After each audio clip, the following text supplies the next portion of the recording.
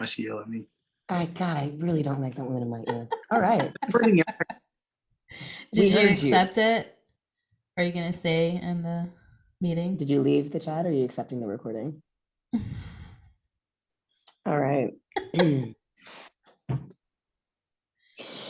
All right. Hey, y'all. Welcome back to Foreigner Footy Files. I'm Natalia Pinkney, and this is episode 2 called We Black, because we is, and it's Black History Month. And on this episode, I've got 2 out of my 3 siblings with me. I got my oldest sister, Tamika. Hello. I've got the younger brother, Josh. We don't really, and I'm playing. I love it.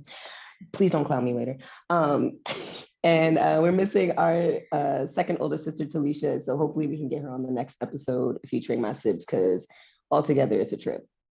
So just a little bit of a pre-warning. This episode gonna be marked as explicit. I'm not planning on things getting profantic. I don't even know if that's a word in English, but I just feel like we're gonna be speaking from the heart and I can't control these people.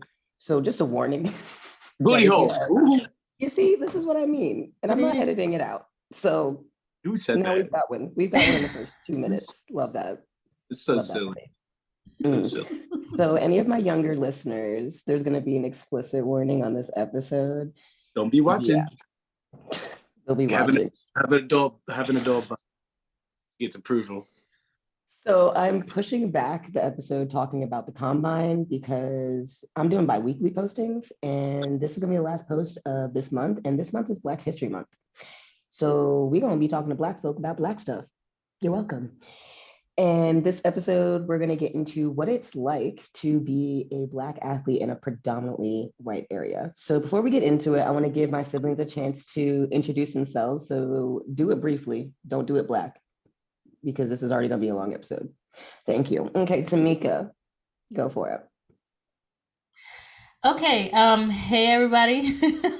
I'm Tamika, clearly the oldest and most sophisticated one of the group. You're welcome. Relax. Pump the brakes. Pump the brakes. Well, this is my show. This is my show.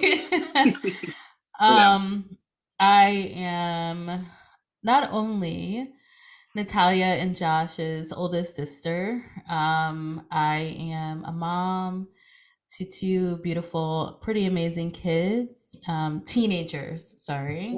They wouldn't, oof. I know. Yeah.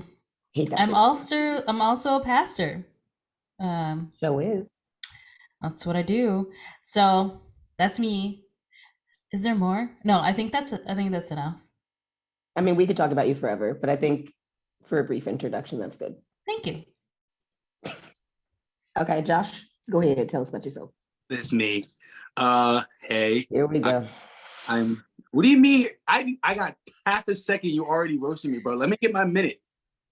Before I get. Hey, everybody out there. This is how I get treated. Youngest, Joshua Nathaniel Pinkney here. The youngest of 4 siblings. Full government name. Yeah. Wow. Just full. Wow. The youngest, and the favorite. The only boy. Hey, can you kick him out of this to me? Whose turn is it? Yeah, he's right. Go ahead.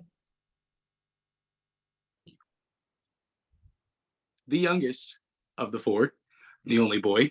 I am 23, 0 kids. I am having a good time. I am a TA at our high school that we all grew up in, and I also am coaching as well. I coach football and I coach track and field. Hobbies, I like to make a lot of videos.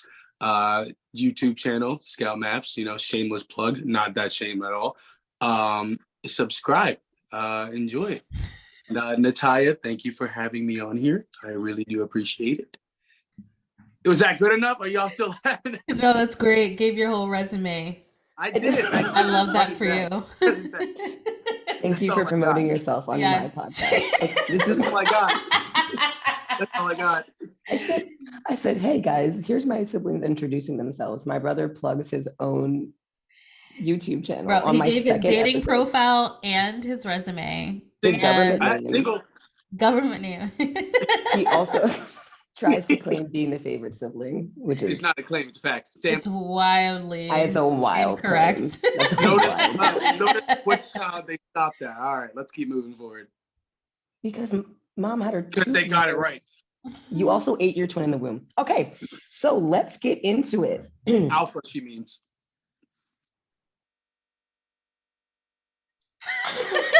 We're not gonna get through this. This is gonna take too long. This is gonna take a while. Okay, It's go gonna take a ahead. All right, y'all.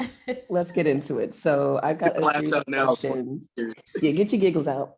This is serious. We're talking about some real stuff on here, all right? So, as I said, we're gonna talk about what it's like to be Black in a predominantly white area and an athlete. I've come up with several questions to ask my siblings about their experiences. I'm also gonna answer them myself, but they're gonna answer first because I'm interviewing y'all. So answer them as accurately and truthfully as possible. Be honest. Try not to drop any names if you don't have to. See, anyway, we're going to start with Tamika since you don't know how to behave. All right, so Tamika, when did you start playing sports in Bucks County? Because that's where we're from, Bucks County, Pennsylvania. It sounds as white as it is. So, Tamika. Yikes. Actually, so I think it's important to note that I was born and took I had a good stint of time in my life in Philly. Like I was born in the city. And then we moved to Percy a bit later. I was 11. So my experience then is a little different than y'all's. Like I didn't grow up there, but it was definitely a culture shock. I also didn't play sports until we got there, until we moved to Percy. So, okay. Well, that's why I specified, because I thought you had played sports in Philly. So that's why I said like Bucks County, because we can all relate to Bucks County. Oh, I didn't know. All right. Yeah. Well, fun fact for me. Fun fact.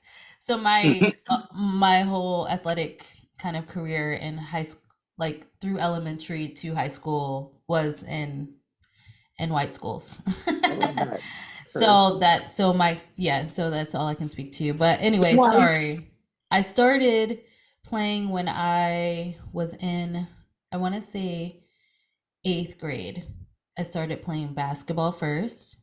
And then dad introduced me to karate. So I was in karate.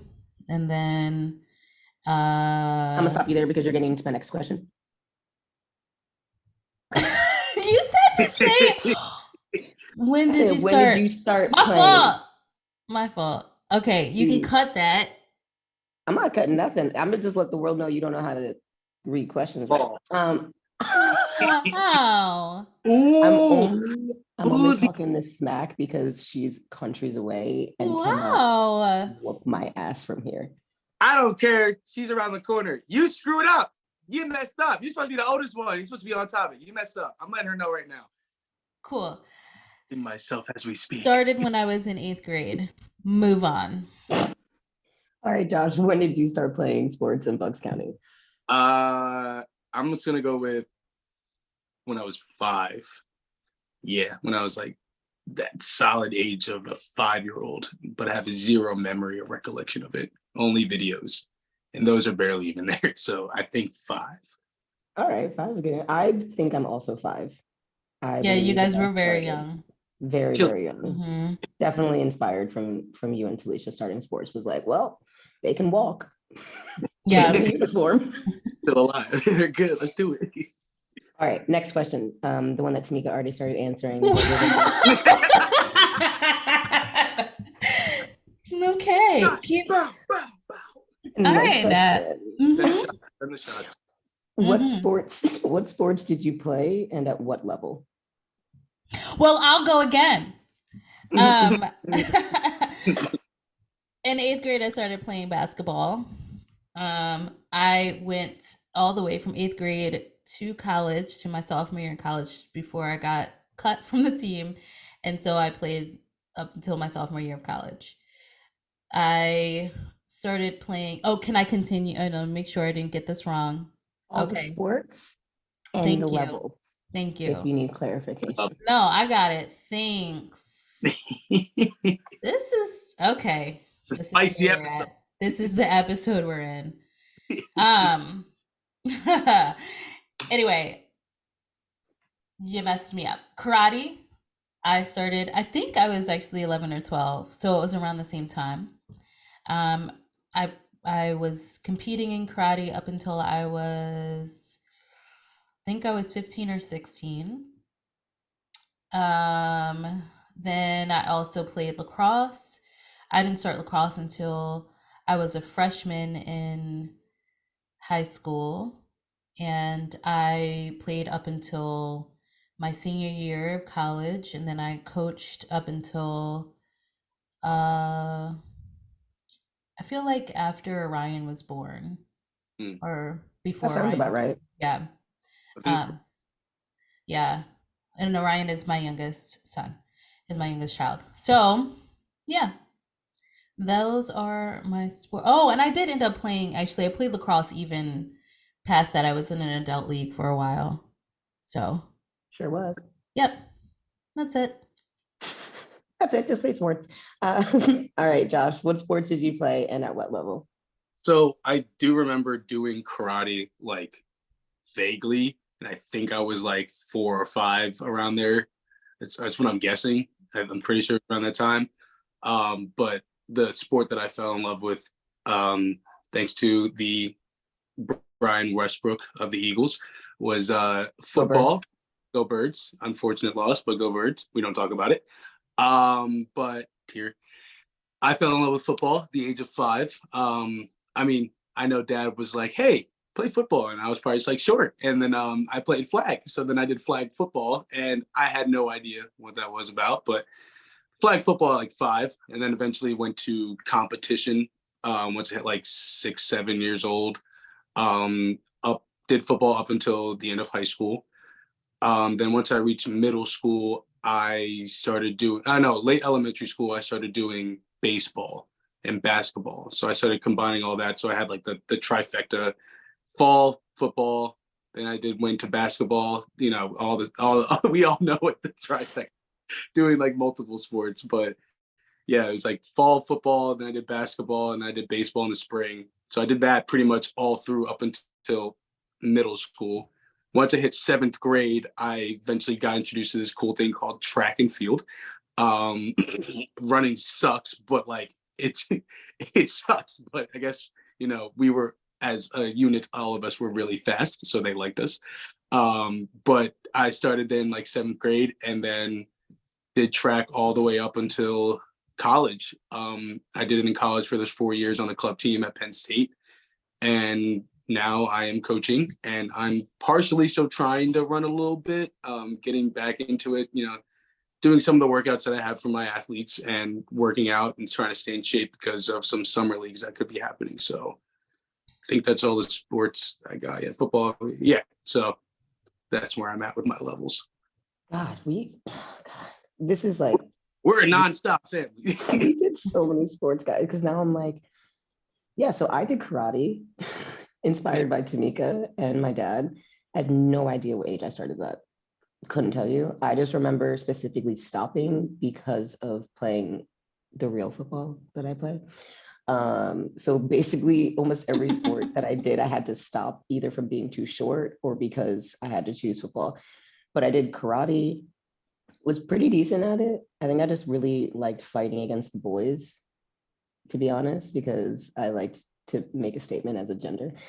And then I got into, obviously, I started playing football when I was 5. Like that was just the first sport. And then I'm still doing that. I did basketball and then I stopped growing. So around middle school was when that dream ended because I realized I was going to get every shot blocked as a point guard, being 5'2". So I was like, dream shot, great. I did track starting in middle school. Why? It's such a painful sport. Like the reward is winning, but but it pain. but it kept us in shape. It kept us in shape for our main sport. That's really the reason why. It did keep me in really good shape, and my speed was great. And being a part of a relay gave the team effect, and like obviously the team awards. So I guess it was kind of a team sport, but it's pain, and we just turned left the whole time. What else was there? I did basketball, karate, track, the real football. I was gonna do gymnastics, but we never found the gym. So I couldn't ever try out for the team. So I have no idea. I was gonna try gymnastics. Probably would have been the better sport for me, but didn't. Why is that, sister? Why do you think that? I think that Like better actually, sport over football, or better sport just like over everything else that you did? I think just like my natural build as a person, just like my athletic build as a human being is Yeah. quite suited for gymnastics, but I would be missing the team aspect. I'm very much a team sport person. Yeah, you're funny because you had mentioned about being short. I like played basketball throughout college and a little like throughout high school and a little bit of college, and I'm You really did. definitely Hey, shorter, Definitely shorter than definitely me. shorter than you. You like to share your height? Like No, I 4'10" and a half. wouldn't. Oh my God. I'm trying to put that in perspective with the Okay, time. I would like to be very clear that I did not come on this podcast to get roasted. I didn't roast. So get it No. together. Whoa, whoa, whoa, Get whoa, it whoa, whoa, together. whoa. No, I'm trying to put this in perspective. My thing was, I was I'm trying to put gonna the perspective of the audience. The Ty is saying short and being blocked, whereas if where you come from going like I just played it further. Like and I'm Right. shorter. I think he was more defending the fact I that know, I know, I I know. cut my own I'm gym messing with you. I'm messing with because, you. but also Josh, watch your back. Okay, Yo. so question number three. Question number three. When did you become aware that you were the only Black person or one of the few Black people on the team? So like conscious that you were different. I think it was automatic for me because of my experience as a younger, being in more spaces where there were more people who look like me first, and then going to an area where I was definitely amongst the fewer number. And so that was hard. So it was an automatic thing. All right. I never got to a place where I was like, I don't know, where I was convinced that like it was different until it wasn't, you know? Yeah, you just No, knew I it was was always different. like, oh, damn, Ain't a lot out I here. am the only black person on this team, you Yeah, know? yeah, Or one of two. too. Yeah. Josh, how about you being the youngest? I feel like your generation, like being so far between Tamika and even from me being 5 years from me, how much different was it for you? Like, when did you realize you were different? Um, like I don't like that's the thing. Like I don't know if I really even paid attention specifically to like that. Yeah. Well, like I just kind of like just did the sport and then just noticed my teammates around me because I don't think like at least from like our parents like they never really put that like remember you're Black, not many other people are like Black on this team, but like I just kind of did the sport growing up and didn't really think about it a lot. um so it never really crossed my mind, at least at a younger age. I think I'll say more of, I guess, high school. I guess really middle school, high school, because again, once I hit middle school was like when things became more just like everybody was so like just open about their views at that point, growing and just a lot repeating of what their parents were saying, and then like they would start forming their own opinions about it too. Yeah. And so kind of got it then, being like I knew in elementary school I was different. That was just objective. Like I just knew that was different. But a lot of the people in elementary school like didn't really see me as, oh, he's good athlete because he's Black. They were just like, oh wait, you're fast, like you're a fast guy, like, and you're pretty good at football. And I was like, cool. And then like, because I would, again, like Tanika said, I had like one or two kids on pretty much every sport that were at least Black with me, so I wasn't like just the only Black kid. But I would say around like middle school, high school was when like it became like, oh, it's race. And like now a lot of things are becoming more open. And like, so I think that's when it finally, the effect probably hit, was around like that time for me, that it became I like, love that for you. political, because now it's getting really political around here. And it's just like, well, I just want to hold a ball in my hand and just run fast past everybody. Like, now, why am I like See, it? I did not have the same experience. I very much, but also my generation, I don't even want to say, yeah, my generation is interesting because it also could just honestly have been the team that I was on, because I distinctly remember having a nickname like Cottonhead and like Cotton Hair, and like specifically pointing out my hair being different, Not or like cotton here. Yeah, that's cotton hair.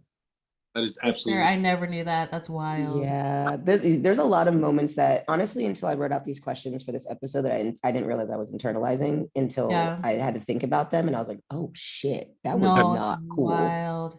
Yeah, so like Ugh. back to like my first football team, like my first club team growing up, which for anybody who knows me and like you guys know, like I was with that club basically until high school, until we like kind of merged slash fell apart. So Yeah. it was just like, and like I'm still friends with a lot of those girls, and it was never something I took as them distinctly intentionally trying to make me feel other than, but that's when I realized that I was other than. Right. Right. So that was my Yeah. moment where I realized it. So God. But can I add like another experience that I had? So Mhm. mine's wasn't my first experience of realizing that other, like I noticed there was a difference, but where it was a negative thing was not in sports, but when I first arrived and we went to the elementary school. I think you both went to the same one that I went to. Yeah. Um, yes, Siler. mhm. Yeah. So no, it was before Siler. It was another Oh, elementary school that I went to because they built that one oh yeah, they built later that one. Yeah, on. you Yeah. mentioned. Anyway, so uh it was during like the last month or like last few weeks of school, where we had like, I don't know if it's called field day. I don't know. It was like, Yeah. Yeah, field day. Yeah. okay. You play all the sports and stuff. All Yep. the Yeah, two colors for Yeah, the and team everybody's shirt. just Yep. like they're Green and having white. fun because it's almost over. Mhm. And it was my I don't know, I was so young and I was just so used to a certain way of being.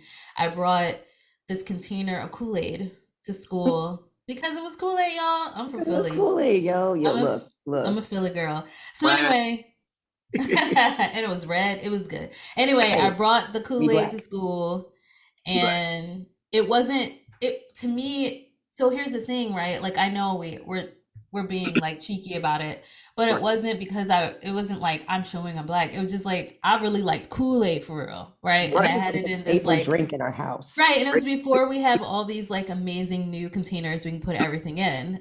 Mom had this like plastic container with the top that you can pull up and like open, and like I made the juice in that and took it with me because I could, and it was juice. Anyway, a whole day I'm going just oblivious to everything, and then I get asked to come into the classroom by myself with the teacher and like another teacher, I think. And they're like, hey, so we were wondering what's in your container. And I was like, juice? Like it's Juice. Kool-Aid. Would you like to have some? Like I was so confused. But they like smelled it and I realized that they were wondering if I had alcohol. And guys, I was in like, what is that, seventh, eighth grade? How old am I? Like I was 11 or 12 years old. That's I was so confused. I was so confused. But that's when I realized, well, shit, like, oh, this is what it looks like to be kind of labeled a certain way. And if you're listening to this and your first inclination is like, well, that was just, for safety reasons. This was back in like, when did I graduate? This is like early 90s, and truly I was so innocent. Like if you knew me back then, you would have been confused as well. Let's just put right. it that way. It was And they like, knew they was wrong because they knew you by then. It's not like you were a transfer kid and they didn't know you or I mean, I understand you. was. It was my first year there, but Oh, it's just the fact that that was like Like by the the end of assumption. by the end of the year, though. Fair yeah. enough. Yeah, Yeah. I hadn't done anything that would have warranted that kind of like Sketchy suspicion. behavior. Right, because I hadn't. Like I was a very quiet, because I was so like this, everything was so new and so different. I was just very quiet and just tried to keep to myself and figure out like how do I work in this new dynamic of like situation I'm in. And I was just so shocked, and I really liked my homeroom teacher. And at that point I was like, yeah, like I just remember being really hurt. Yeah, You know, like so That hurt. hurts. Yeah. Yeah. It That please. was, was, I wish like we'll get into it in another episode yes, because sure, I sure, want to keep sure. this one about I know this sports. is about sports, but like I wanted to But yeah. just share like there are moments in our lives when, especially when you're in white spaces, where you kind of are reminded that you are another. Yep. And that was my I experience mean, that you brought it reminded me. for an athletic day of school, so it correlates. It Fair enough. correlates. Thank It you. correlates. Yep, It it's all does. valid. It's Thank valid. you for the It grace and correlates. this. Thank you. Grace Thanks. given. Okay. Okay, so this one's kind of a two-parter. So, were any of your coaches Black? If yes, how did it affect your experience? And if not, how do you think your experience would have been different if they were? Tamika. I'm thinking. I don't think so. Mm. So, how do you think your experience would have been different if there were had to been Black coaches in your experience? Maybe a little more compassion, maybe a little more um understanding and oh, this is bringing out feelings. That's a I cry. told you we gonna Uh get raw. This is a raw podcast. We um don't hold nothing back here. no, it's just I feel like I would have probably had uh maybe a better time and wouldn't have felt so misunderstood often as I did. I just felt really misunderstood. Like any emotion that I had was labeled like as an attitude or as anger if it wasn't happy or in a good mood. And I think that I carried that with me throughout my athletic career. Yeah. Yeah. Damn. Oh, I hate that for you. Josh, how about you? I mean, I feel like you playing American football automatically kind of opened up a bit more doors for Black coaches. Sorry if I'm assuming wrong, but I just feel like from my memory of your history. Yeah. I mean, I just kind of can go for you, Tamika, in a way, because like, I mean, dad, you know, outside of the bias, like he kind of also was, he coached me in pretty much, I think, every sport that I did. Like, Yeah, you did. Yeah, he like a did. lot through football, like all when I was at least from like 7 to like 9, and then like a little bit when I was like 13. He helped a lot in basketball, sometimes in baseball. Not really much. He was everywhere. He was everywhere. So yeah, Dad, appreciate you. But outside of the family, I guess obviously you guys too, like siblings. You guys were like coaches in a way as well. You guys helped me a lot through sports as way. But outside of family, I think that I can think of, if I'm forgetting and you're seeing this, I apologize. But the only coach that I remember being Black was my coach in high school. And that was my junior and senior year of football. And it's funny now is because when I came back to the school to help out and, just, being a TA, but then like, I also wanted to coach as well. He found me at the teachers meeting and was like, "What are you doing here?" I'm like, "I'm TAing." He's like, "You got a job right now, like as a coach?" And I'm like, "Not yet." He's like, "Come over to me in the middle school." So he got me a job too in the middle school as well. And so I really do appreciate him in many ways, more than one. Um, but yeah, he's been one of the dopest dudes that I've met. He helped a lot my junior and senior year um, when it came to just like realizing like we did have a decent amount of Black kids on the team at that time as well, but seeing that there was a coach that could definitely understand us more was a lot better, because when we were rocking in the locker room, obviously you get the other football players who are trying to rock Meek Mill, and we're sitting, and like obviously like the Black kids are kind of going in, but you're looking at the white kids going like, "What did you say?" But then you see him all the other coaches too are kind of like, we don't, they're like 40, 50-year-old white guys from Bucks County that don't really know the music, but you get him coming in, like everyone's standing up singing Dreams and Nightmares and we're all going crazy. He's jumping into it. I'm like, this is what we needed. Like that was awesome. So like he helped a lot when it came to just not being alone. And like, he was just that other a figure, the Black figure on that team that could, diversify everything. So I give him a lot of props and I still owe him to this day. So that's my experience. Yay for relatability. Yeah, wow. I For real. love that for a little sibling. Like, actually, I really do. That makes me Same. super happy because Same. now I'm thinking, Dad, Yeah. he coached my basketball team. Been So everywhere. that for me, that was probably my first memorable Black coach. Again, like Josh said, any of my coaches that end up listening, if you were Black, please pop in my DMs and tell me I was dead wrong because I hope I'm wrong. Like this is a question that I hope I'm answering very wrong because the only ones I can remember are Dad Yeah. and my my club coach when I switched clubs to FC Delco, Leighton Walters, who I still have a really good connection with. I'm still in contact with him. He's done a lot of work to help continue my career. And this blackety black man, Mhm. he from Jamaica, I believe. Lord Leighton, if I'm wrong, please correct me. He would eat chicken and feet soup on the Mhm. sidelines. Like when I tell you unapologetically Black, it was Black, so nice to see Mhm. black. because he didn't care where he was. He was like, this is from my homeland and I'm gonna eat this and you're gonna smell Yeah. it. And it was just great because you could hear people and see people feeling some type of way. And he just over there coaching, just, did I stutter? Y'all got a napkin since you're staring so much. It was just really cool to see him always just be himself and always carry himself as a Black man because that's what he was. And he carried his culture and he never made it a thing. He was just latent. And I always appreciated that about him. And then in college for track, I had a Black coach, which was really nice. He actually, after I graduated, led the team to so many more accomplishments. I'm pretty sure they won the conference at one point. Dope. I don't follow my college sports as tightly as I should. The soccer team I do. I'm still in contact with the new coach, but um, yeah. And then currently I have a Black coach here in Germany. So what that's like 3, 4 people. Yeah. I 4. And If we you if we consider include dad. if Yeah. we include that. Dad. Yeah. So like we're gonna exclude Dad because he's family and he just inserted himself in anything athletic he possibly could. He But did.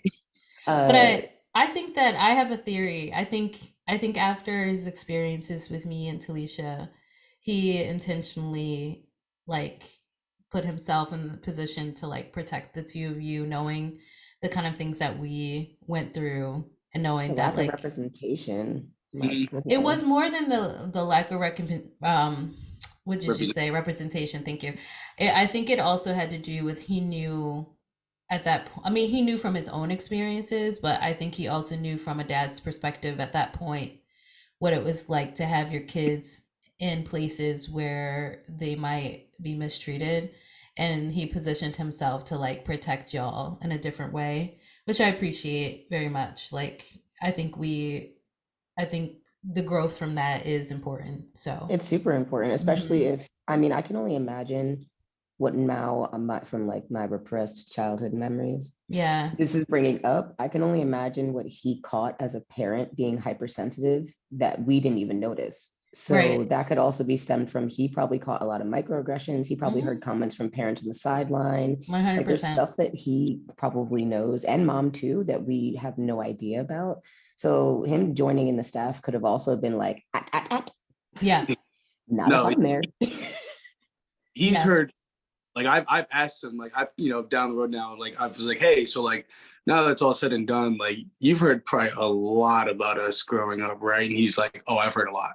And I'm just like, yikes. And I'm like, hopefully, it's not all bad things. He's like, no, it's not. But like, you can just tell that he's heard a lot of the jealousy from other parents and other people watching us because we were good. We were really good athletes and we did the best that we could out there. So him on both ends, being a coach and then being a parent. Like obviously you're gonna hear a lot being a coach because you're a coach. Everyone's gonna criticize you as a coach, but you're gonna hear a lot as parents as well because everyone on the sidelines just loves to whisper down the lane about different things. So yeah, We he's love sports parents. he's told me he's heard a lot of things about every single one of us, and he's dabbled in a little bit of different things. But like, yeah, so That's a fun good job. Yeah. segue into the next question, though, because I want to ask. This is probably going to be a real deep question, probably going to be the most painful one to answer. Did you ever experience any racist moments? You mean like when they called you Cottonhead? Yeah. Did you answer Like, your question sooner than you were supposed to? because I didn't realize that my moment of, oh, are you clapping back? That's crazy. I am. Oh, oh, That was really subtle. Wow. that was good. That was good. That was sneaky. That's how you do it, folks. Sneaky. That's how you know she's the oldest. That was slick as hell. That was slick as hell. I was not even, I was like, yeah. He got you, bro. He got you. No, it's a really deep question, sister. Keep going. I love you. Super deep question. I just Joked on a deep question. Wow. let's, How much you grow up, Tamika? No, I was kidding.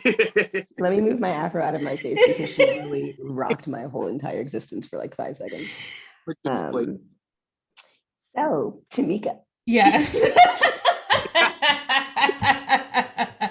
Have I experienced racism on my team? And I mean, like, what I mean is like, did you experience any so blatant racist moments in Yeah. the face? Okay. Let's try and keep it to like 3. Because I feel like so to be honest with you, I probably dealt with a lot of microaggressions that I didn't even know were microaggressions at the time, because I didn't have that terminology like we do now. So that would feel like a very long answer, but very blatant stuff. The one in particular that still sticks with me, because I know there were a couple more, but this one I think was the most painful one, was I was with my basketball team, high school basketball team, and we were visiting a summer for like a summer camp at the college I ended up going to. And the first part of that was just like realizing I was other than everybody, just because like my nighttime routines were different because we took showers at night. And at like well, they didn't want to get their hair wet at night. I get it, but it was like it was like, oh, well, I take a shower at night, y'all, because we stink. And I'm not gonna go to bed like this. Yeah. So that was one thing, but then, so those are like little things that I noticed that were different. But then, right, we had like this one night, it was so long ago, so forgive me. We had like teen time, we were all in one room, like hanging out, and they started asking questions about like hair types, and like they found like small curly hairs in the shower. And this one girl, I'm not even gonna call her out, I'm gonna leave her, I'm gonna let her. Yeah, we ain't doxing nobody on this fine, podcast. it's fine. I won't. You know who you is if you know who you are if you hit hear dog this. screams. If a hit dog screams. She had mentioned something about it and was like, I don't know, it looks like little tiny, coarse pubic hairs. And I was like, word. So I didn't respond. I just was kind of like, whatever. And then, if that wasn't enough, we were all telling jokes, and she decided to tell a black joke, like a joke about black men. I don't even remember what it was because it was so shocking. And like, so I was sitting there, and then she had said it and the room got real quiet. That like, awkward racist pause. Yeah, because everybody was like, you could tell it wasn't even funny. Like, yeah, you said that they were all like, not even clever.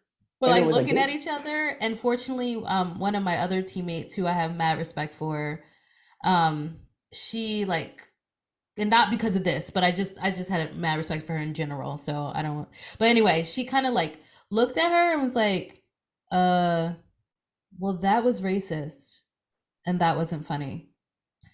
And I just remember kind of like, I don't know. All I remember is that I didn't know what to say. I didn't want to cry because I don't like crying in front of people that make me feel like I can't be vulnerable, or like too vulnerable around, so I didn't want to feel exposed in that moment. So it kind of like sat there quietly as the only black teammate in the room, and like I just sat there and like in disbelief, was great, like happy that someone else said it. And then I think I was like, well, I think it's time for me to go to bed. Like Damn. You Like know? instant retreat. Yeah. Yeah, because it just didn't feel, I didn't want to, I don't know. It wasn't a fear.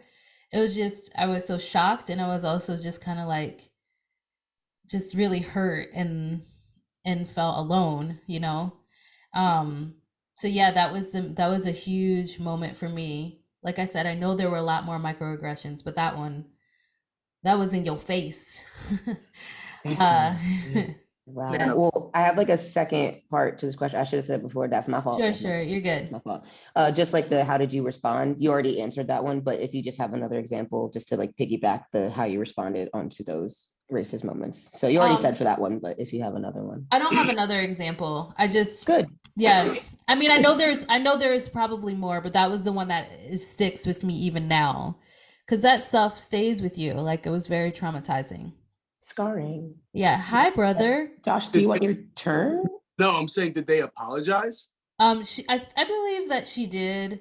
I Okay, don't really remember anything after that, right. other Okay, Yeah. than leaving, you know? that's Blackout trauma memories. Okay. Yeah. Yeah. that's wild. That's ugh. Isn't that wild? And how old were you? How old are you again? At that point, it was my maybe it was my junior year of high school. Oh, So old. grown.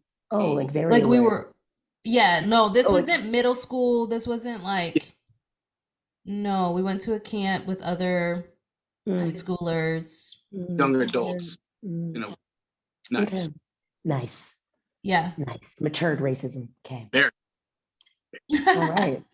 All right. Well, Josh, you got any racist experiences that you had, and how did you respond? Now I know he not bringing. Ready to eat.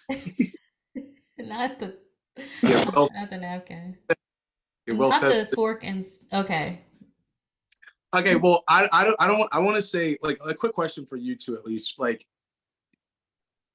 you definitely have experienced both from the racism from male and female people.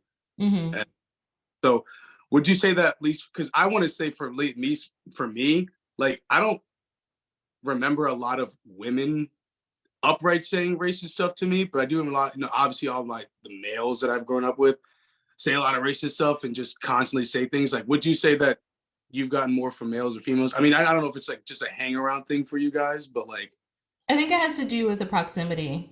right, Mhm. yeah.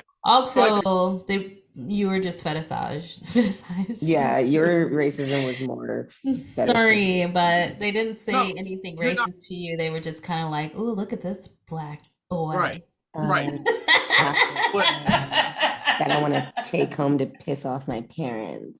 yeah, no, I've been there. That's another topic. Another Sorry, topic. brother. Go ahead. Go ahead. Go ahead. Early, but my thing was like growing up a lot with like a bunch of guys who have a lot of racist fathers who just say a lot of things, you know, like they like a lot of it was jokes, and I took a lot of my time to like, you know, I just wanted to play my sport, and I obviously, you know, could have been that angry black boy on the team that just started swinging at every little thing. And all of a sudden, oh, he's getting mad. He can't take a joke, this and that. And even though I could have been objectively right, like a lot of times I just let it flow off me and go, yeah, good one. And like just kind of moved away from it. Like, you know, but a lot of my close friends too, it was just like a back and forth thing. Like we didn't make it personal. But I do remember, like, obviously, like in sports, like, yeah, there was the little things like, you know, me being black, like, oh, you're going to beat me in a race because you're black and you're faster. And I'm like, I am going to beat you in a race, but I also built up myself being faster over time. I just worked hard, you know. But that aside, I think the one core memory I can remember is, and it wasn't from my team, it was a different team that we played like 7-on-7 football. We do it all the time, like, and it's just basically like you know, just your helmet, two-hand touch, sometimes flag, but you know, it was just to work on like plays and like, you know, for ready for the season.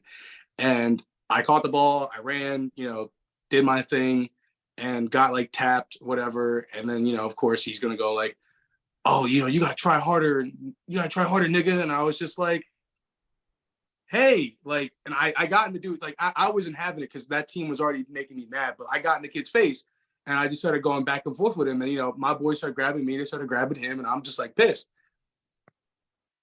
My white coach, head coach, you know who you are, decided to take me off the field and yelled at me for sticking up for myself. And I'm like, he called me a nigga. Like, I got mad. Like, what do you want me to do? Are you going to do something about it? You need to have a level head. You need to, when people say bad things about you, I'm like, what? And in the rest of the day, nothing. He didn't go to the ref. He didn't go to the other team. He didn't go to the other coach. Didn't say nothing. He got it mad at me for reacting. Sure. Have I learned from dad, mom, you know, when people say things, you gotta keep going forward. They're gonna try and make you look like the bad guy or stuff. Yeah, I get that. But it's like, at least for me, like you could at least try. No, listen, hold on. Okay, I'll let you finish. I'm sorry. I'm not saying like that's like 100% right. I'm just saying like the fact that at least the coach could have went to the ref, went to the other team, did anything to back me up at any point. Yeah. But nothing. I got no types of backup. I got nothing. I got benched.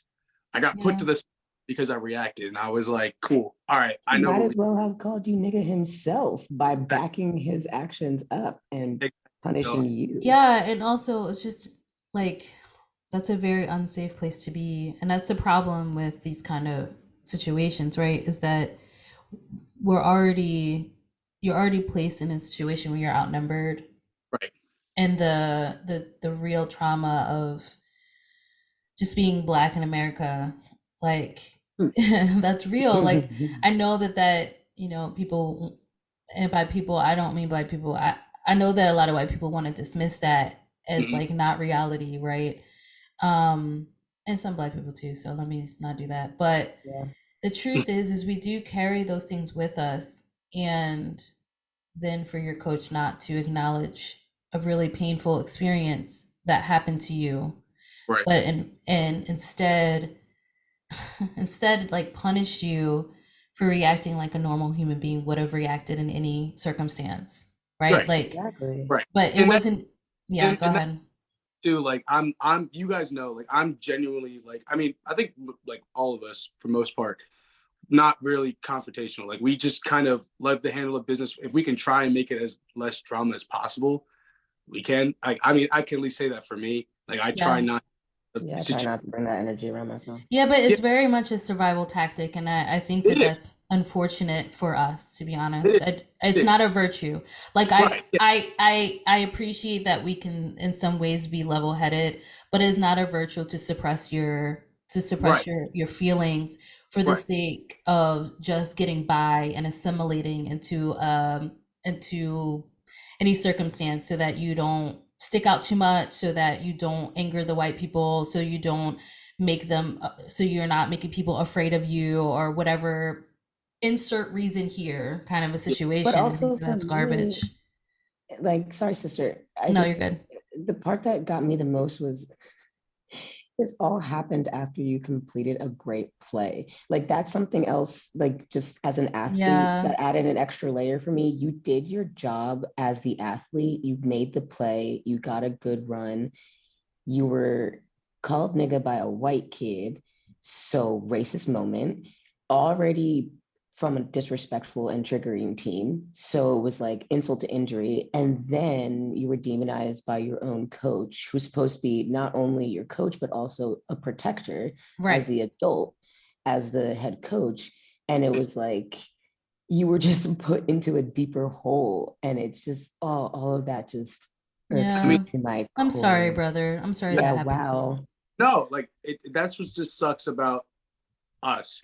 It's a damned if you do, damned if you don't. You'll look like a punk. You let someone call you out by your name, but you react and you still lose because of what we look like, just because the way.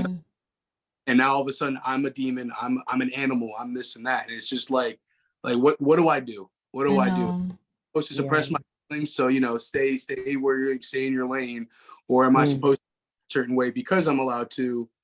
But now I look like an animal or a monster, and it's just like, it's so corny. You're a black person. You look like you're out of control. Yeah, and that's really really unfortunate, because Yeah.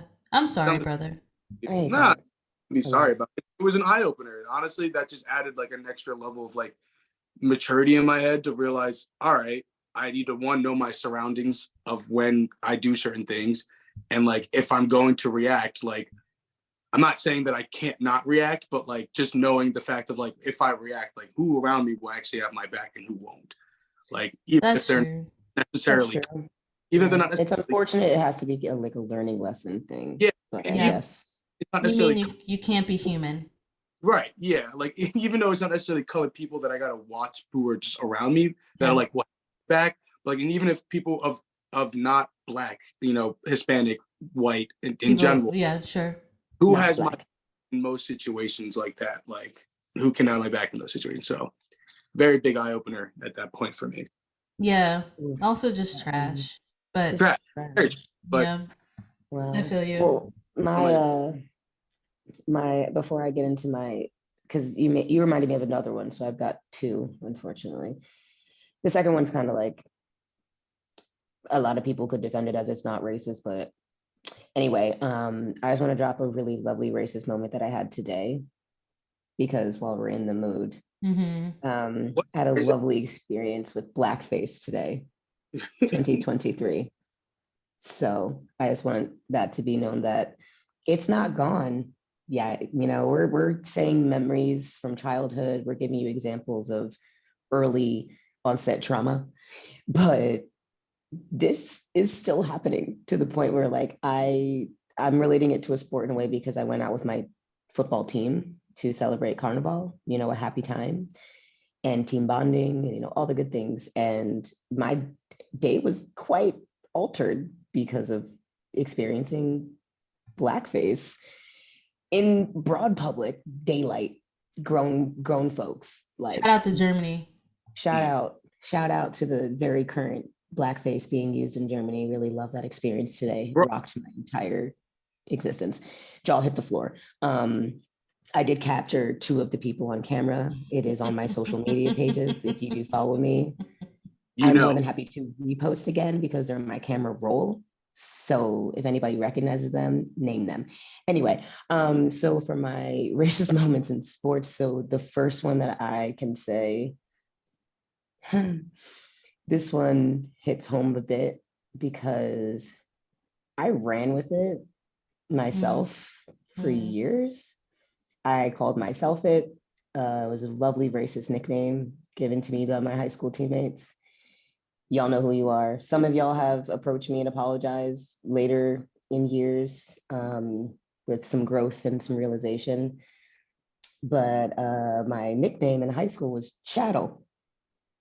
What the hell, sister? So for anybody who's not properly educated on slave terms and nicknames that they gave to Black people, Chattel's a slave. Yeah, we don't even need to, you don't need to go that route because, like, you don't have to Yeah. educate people. That's really disgusting. that's bad. So here's the thing I will say to both of you, no one said those things. Like the joke, yes, but no one would outright say, call me a word or something because they knew I was about that life. I was like, they just knew that there was a level of, until like felt cornered like I did that day, with the joke and everything, and just feeling quite vulnerable when I stepped away, And I think the thing that hurt the most, I'm sorry to make this about me, I'm sorry I cut you off, No, but it's like okay. the thing that made me, that was most hurtful is that I thought that she was someone that I considered a friend. Right. And so that was the painful part about it. I didn't say that part.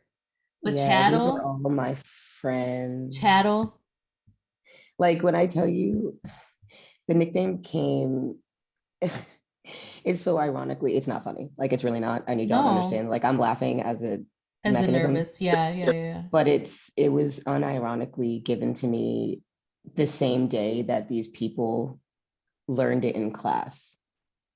That's And fucking wild. it didn't hit me until years later. Actually, it hit me when I was living in Australia Yeah. and the George Floyd crap happened and I made a huge post on Facebook, and that's when all the apologies started coming around.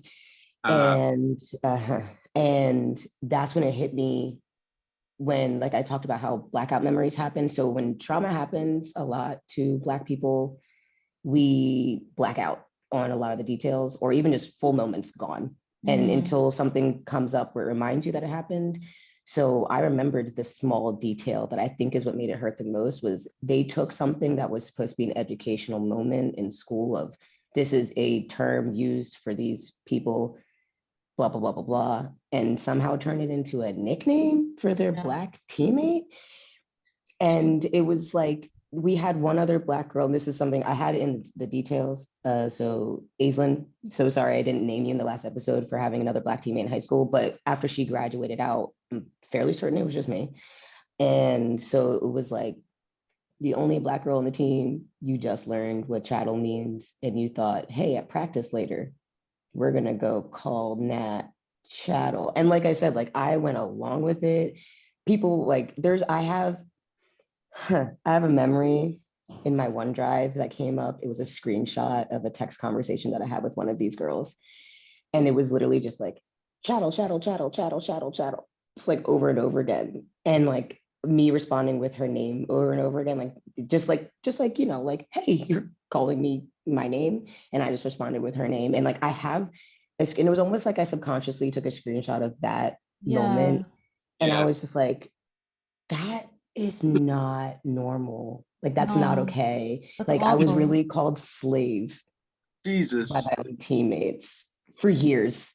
Like post graduation, people like these people who like started it like still called it for a while. And like I said, like the apologies didn't come around to the George Floyd dropped, but it was one of those moments where I like, and I joked about it with some of my teammates here and like the friends that I made around here. We were going for a walk one night, and actually it was during the combine, and I was talking to the other girls because they're American, so they understand like, you know, the racism from home. And I jokingly said it, but now it's really hitting in this conversation. I was like, I was bullied genuinely, and because they were my friends, my teammates, I didn't tell myself it was being bullied, but I was bullied.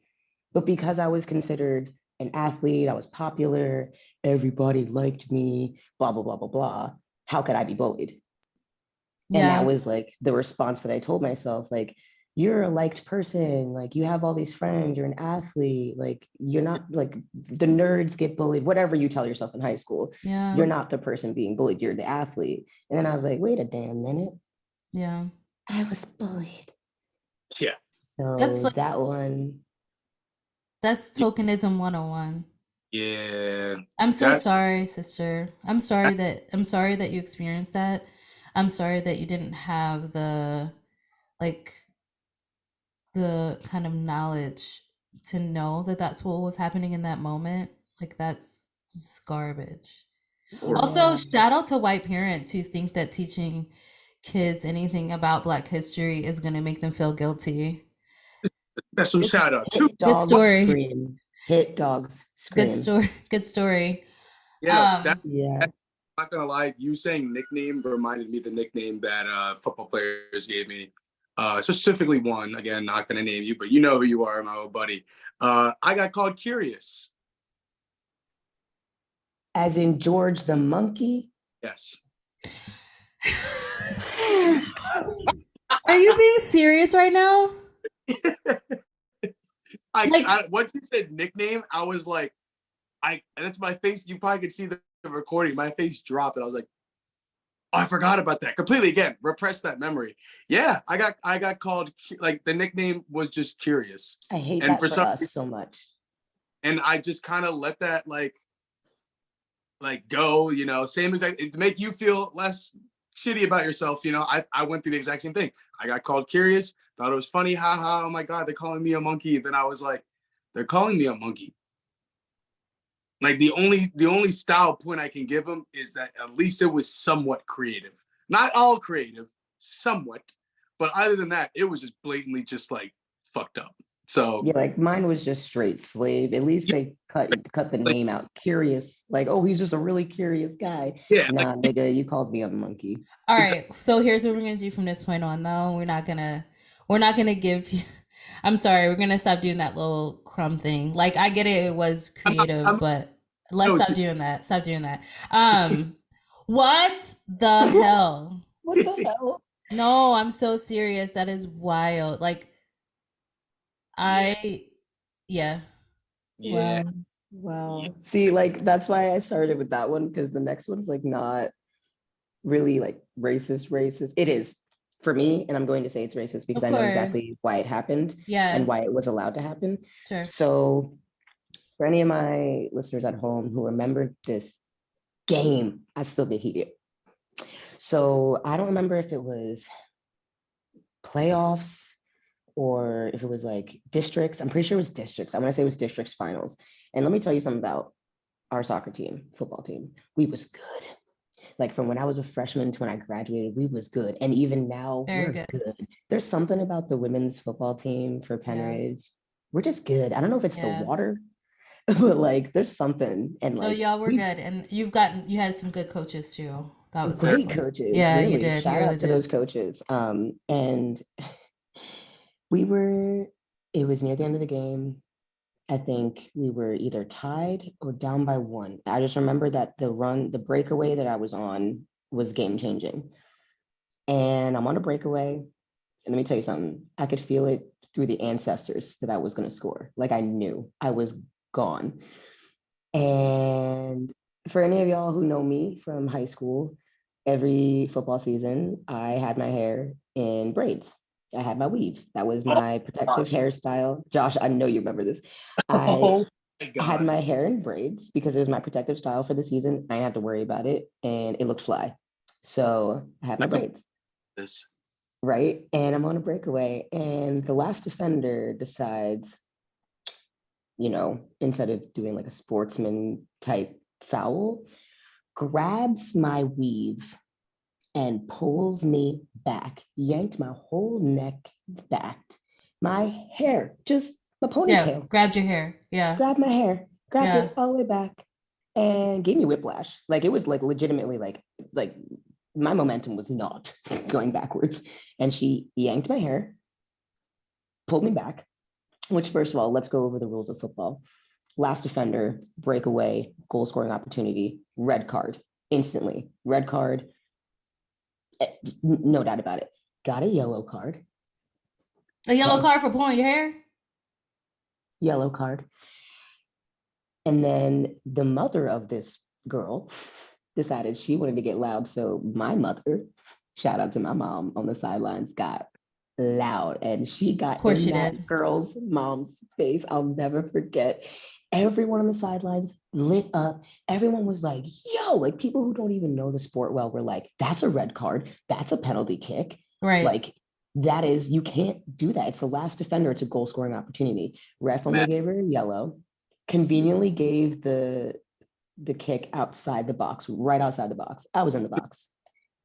And in my head, I'm thinking, interesting that one, your choice of foul, because really you pulled my hair, you didn't slide tackle me from behind, kick my Right. ankles, body me, any other form of foul, you pulled my hair. Ref doesn't properly punish you for said foul, like even just like regardless of how you feel about me or my skin or any of it, by the book, my guy, Right. you didn't even do your job. nope. And it was just that moment, like I had, what made me think of it was I had a Facebook memory pop up and it was me writing a status. And I was like, it's all right. You had to pull my hair. At the time, I called it a weave. Thank you for correcting me on it because that was very much also a thing that I did Yeah, as good. a Black person. Like I always Yeah. called it my weave for some reason. Yeah. If she pulled Um, your hair, that was she in pulled my braids. hair Mm-hmm. and I was like, that's all right. Y'all had to cheat to win. Like, don't worry about that. Like, we know who's the best. Like, I remember getting on Facebook and just like my high school self, just like calling her out. Like, what was there was like a new rumble? Come on now. Anybody who knows me, my mother would have whooped my behind if I would have fought anybody because I that don't would have know. got me. That would have I deserved don't a good smack in the face. probably not on that Listen, turn. I remember, I believe it was, I think it, Sorry. She would have threw no, I almost did because I believe Stevie Parker, I'm gonna name this teammate because she grabbed me up real quick and was like, Yeah. we need you for the next games. Don't do it. Don't sing. Yeah. But it just felt so, I didn't get the justice that I should have gotten just from the rule book itself, like that's a red Yeah, card. dehumanizing. Dehumanizing. And it Yeah, was one of those moments, like the way my memory remembers it is like I only remember, and somehow I have a memory of it from like third person of like me watching myself run yeah, and her just pulling it. And it was just like me and her. And everyone was like, it's a goal. Like that's it. Like that's the game. And she just pulled it. We had a kick outside the box conveniently. yeah, We didn't score off of it and we lost the game. And it was just one of those moments I was like, if I was white, ain't no way. right. You ain't giving that red card. You ain't giving that penalty kick. Like it just felt very wrong to me. And it never sat right with me Hmm. ever. And that's why I said like people may look at it as like, oh, just the ref was, but no, no, no. You can't convince me. No, but here's the thing about racism, right, and white supremacy is that it does this thing to people where it makes you question your innate understanding of reality. And then you get stuck thinking about whether or not it was something that you could have prevented or something that you're just reading into or some even when it's blatant, even when it's something that's outright in your face, right?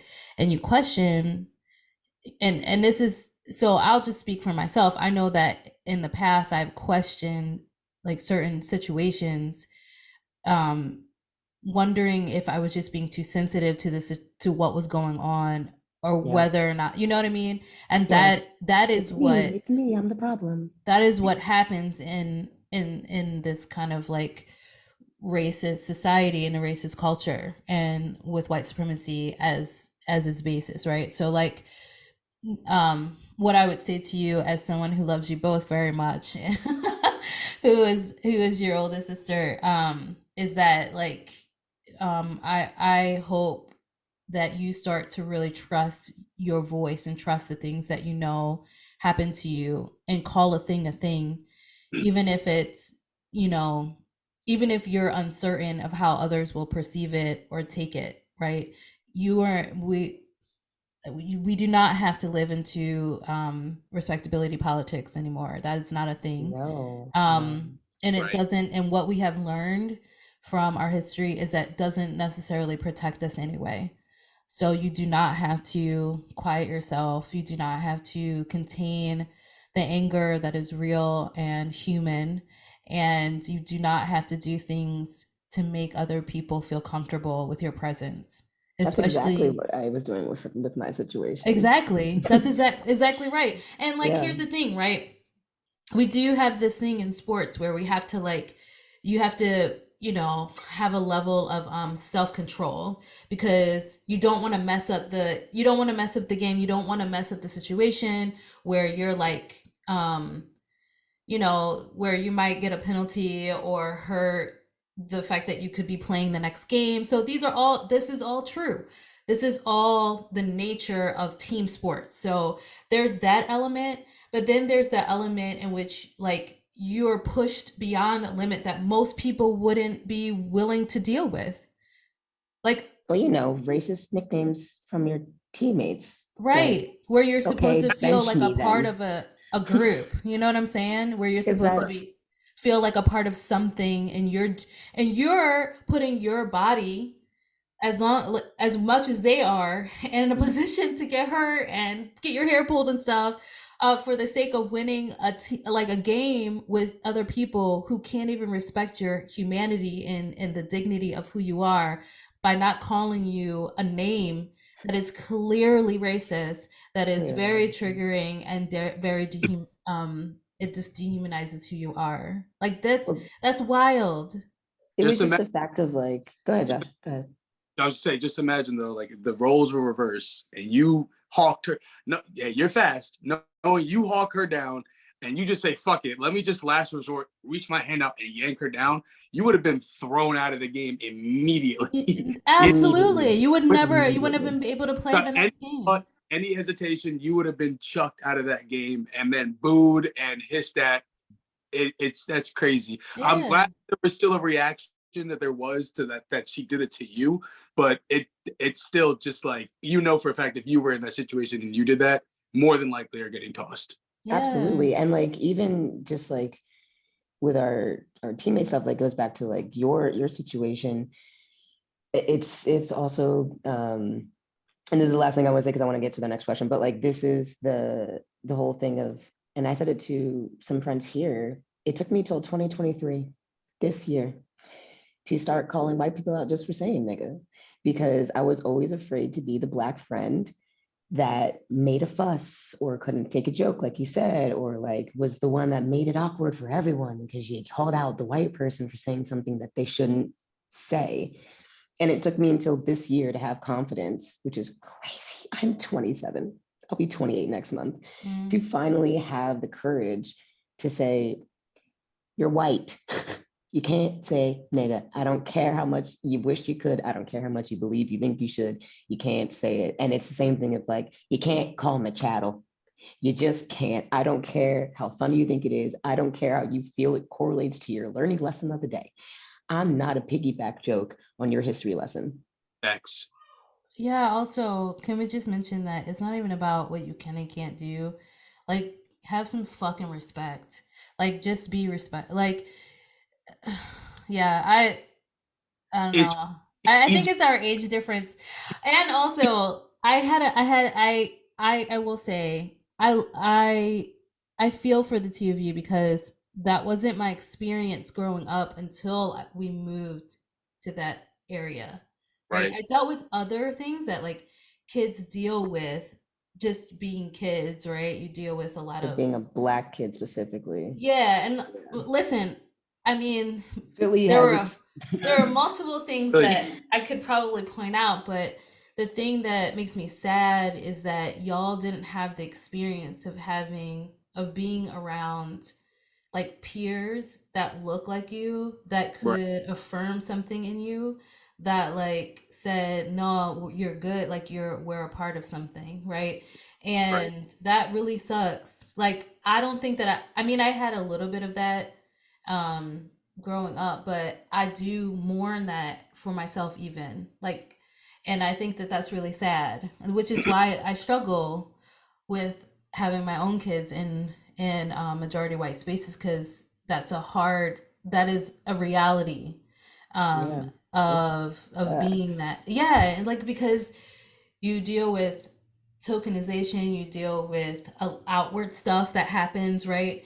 And you're not surrounded in some ways by people who can relate to you or that understand what it feels like to be in your body in that way, right? And to be um other. and to be othered, yeah, it's really sad. Yeah, that really Well, sucks. so for for something that I feel like this isn't a question, this is more of like a, I feel like you guys can correct me if I'm wrong, like a true statement. Yeah. For us being Black athletes in majority white areas, there was always the, of course you're good at sports. Like, of course you guys are the fastest on the team. Of course you're the best athlete, blah, blah, blah. But for the next question I have, did you ever have the opposite? Did you ever feel undervalued or unseen for being different? Always. Always. That was my experience in athletics. But I will say that I think it had to do with multiple things. It had to do with me being like shorter. Um, yes, my race, like me being Black, but also because um, I don't know, there was just like there are many layers and levels. It's very complicated, I think, when I think about it. But I'm grateful because on this side of things, at this age, I'm 40. I'm about to be 42, y'all. 42 where? You look 20. Thank you. That's what I'm But saying. on this side of things in my life, I don't really have the same mentality of trying to prove my worth to people. And so for me, I have a really hard relationship with with being an athlete, because I felt like a good majority of it was spent trying to prove myself to people, and prove my worth. And Yeah. so I didn't have that experience of being like treated like, oh, you're the best because you're Black, or you know what I mean? Like, a cherished a teammate always, right? Sure, people commented on my speed. In college, I had a little more support, I guess, from teammates and most of my coaches, and my abilities. But when it came down to it, I always felt like I had to prove that I was like I belonged there, that I was So worthy. almost consistently feeling unseen. Yeah. Yeah, it sucked. I But I feel don't like live my life that way anymore. So good because you're very seen and you're very valued. thank you, Um, sister. you're welcome, sister. Hmm.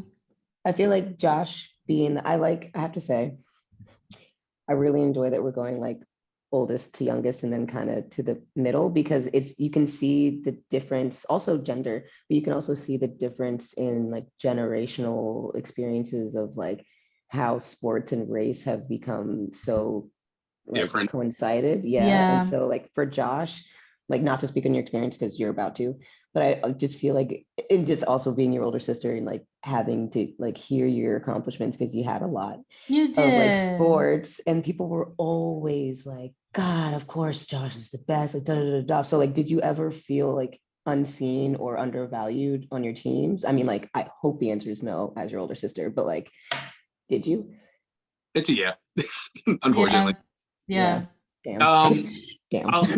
well, it's a lot of it was between like, yeah, I did get the, you're black, so he's gonna win the race in the track meet, or he's fast in football, But like, I think it also valued, like Tamika was saying, like it all depends situation, like the sport too, like you know, like basketball. A lot of people thought, because I'm black, I should be able to shoot a ball. That's you should be able to know how to do that. I can't shoot for shit. I have no jumper. I I can barely dribble. My handles are garbage. Like real, like real. Like I all I could do was I could sprint down and get a fast break, and then I could jump and get rebounds. I was a rebounder. Even though I was the shortest on the team, I could rebound. But because I couldn't shoot, everyone's like, this nigga can't shoot. I'm like, no, I can't shoot. Sorry, like I can't shoot. And then when it came to baseball, like, a very like at least now, like, always kind of been predominantly white sport.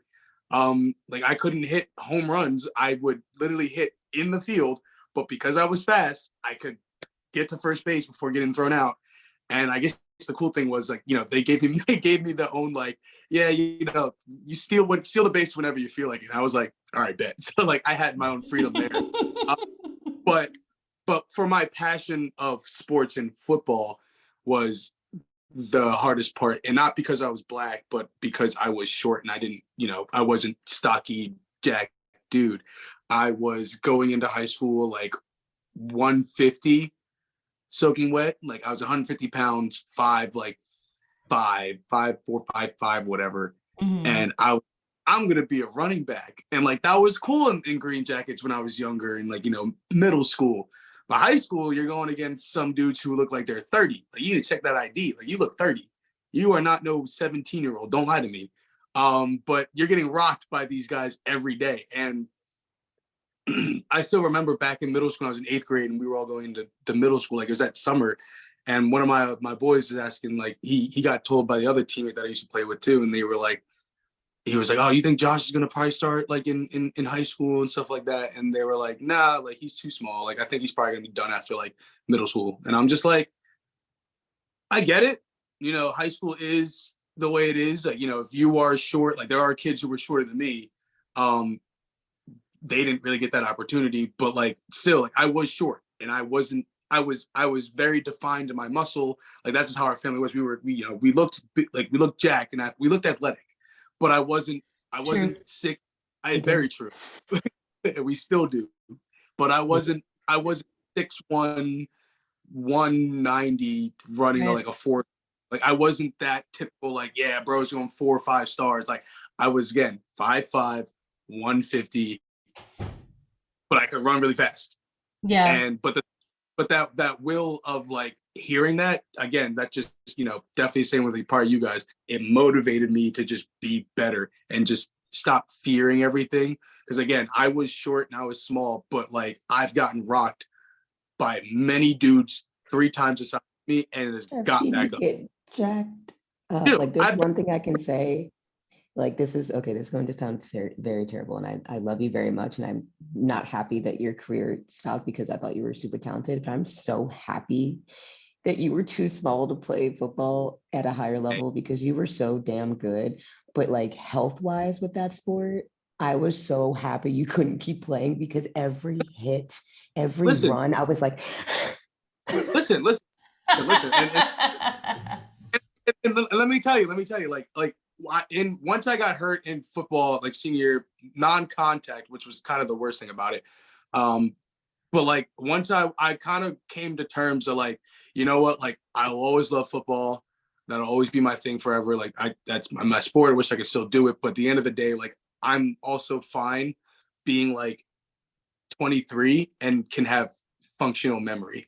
I'm okay that I can wake up every day not being like, ow, my head hurts. I'm okay being like, you know, the concussion protocol. I don't have to go through that. Like, and I had or back in middle school, but like, I'm okay that I'm not like at like literally at the verge of death at like not even being close to 30 yet.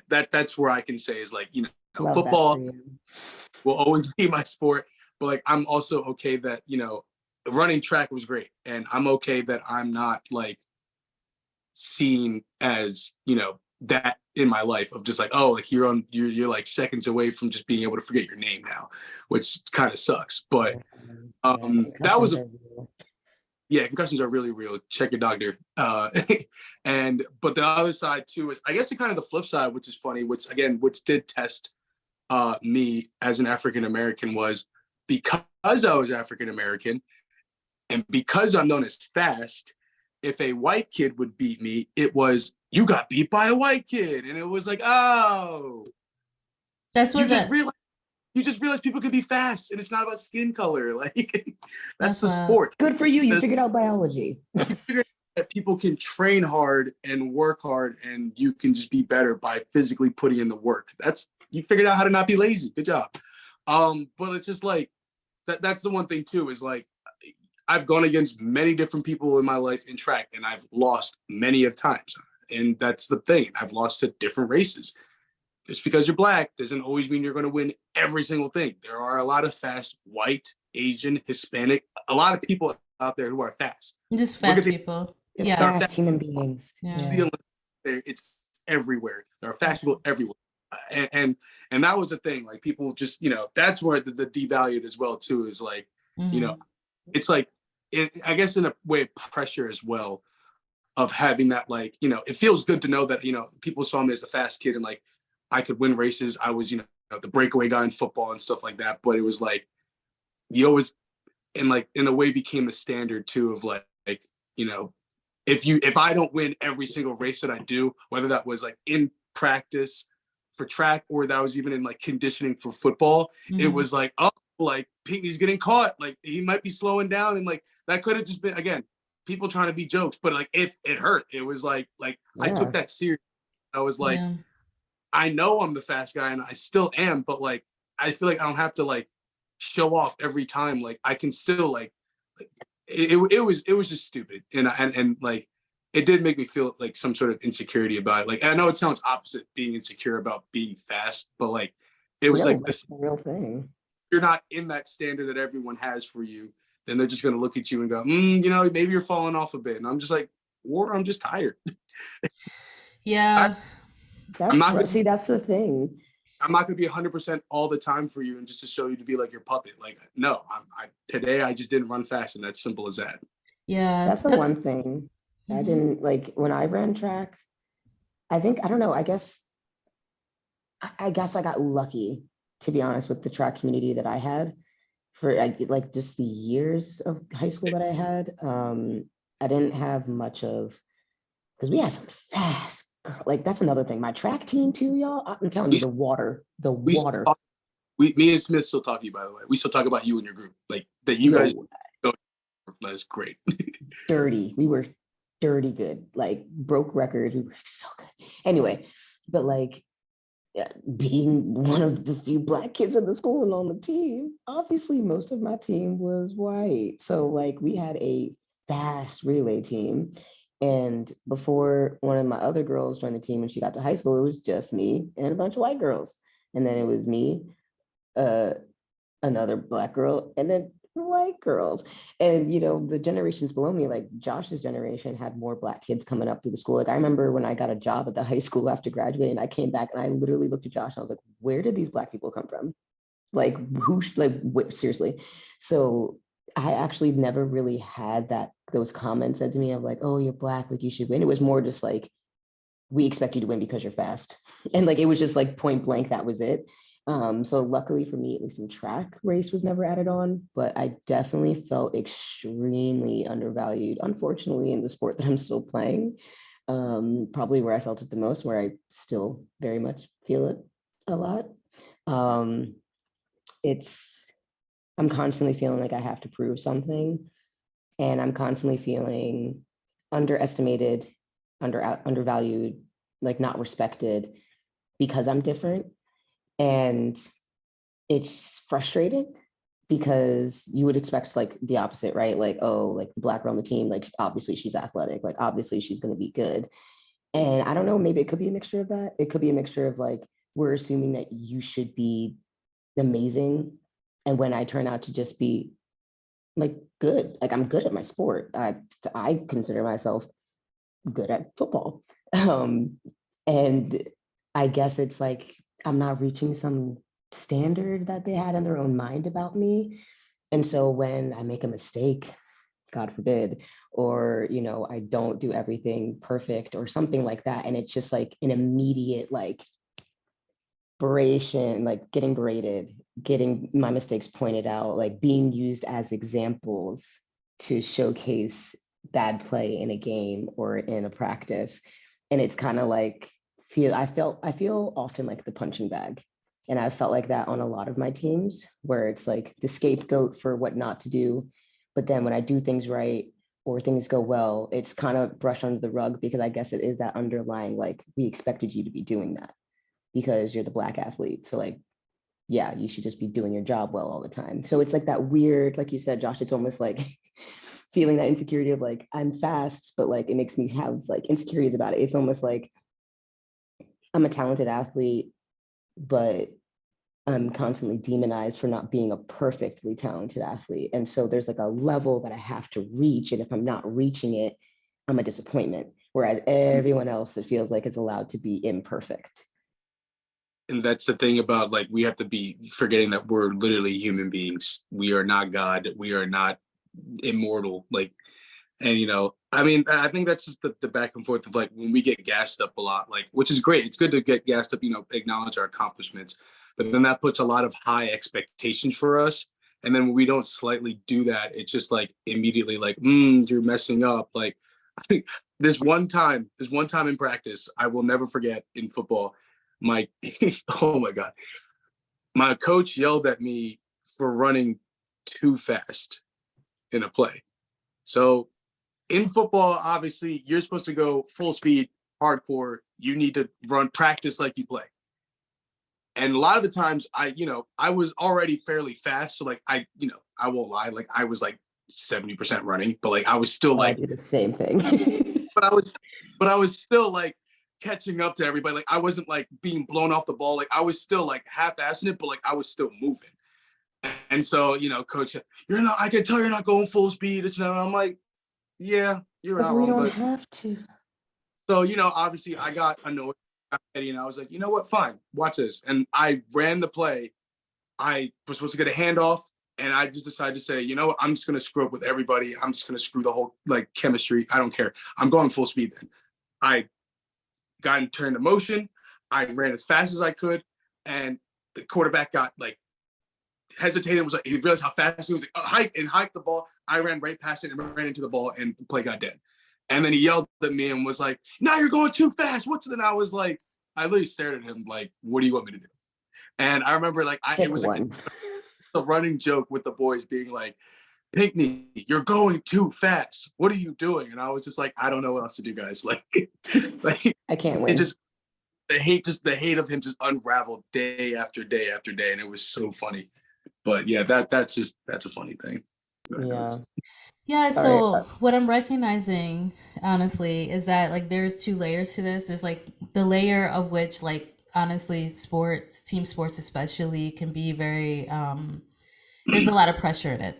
There's a lot of pressure to be great. There's a lot of pressure to not let your teammates down, and there's all these different things about sports that, like, you know, Yeah. love it or hate it, it is what it is, right? But then Right. there's that layer. This is where I think the the idea of racism and white supremacy, where that lands for us, is more than just like being a good or bad teammate. There's like this underlying thing where you feel like you have to prove even just your worthiness of being there, because you're not certain whether or not it's because you're not good, or like, or is it because you see me, like there's just like this really unfortunate uncertainty about your humanity in this space of whiteness. And Especially when you're on the team with people that you're looking at and you're like,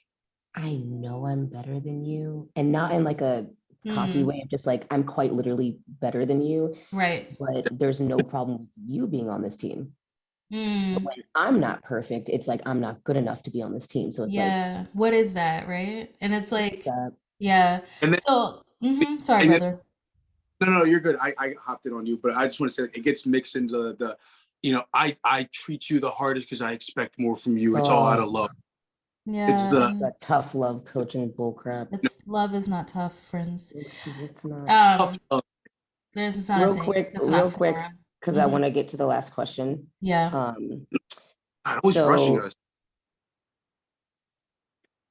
rushing you. Um, so the last one. How do you think it would impact the Black youth to have more Black coaches in white areas? Ooh, Mm, Right? Because I have a answer as well. I don't know.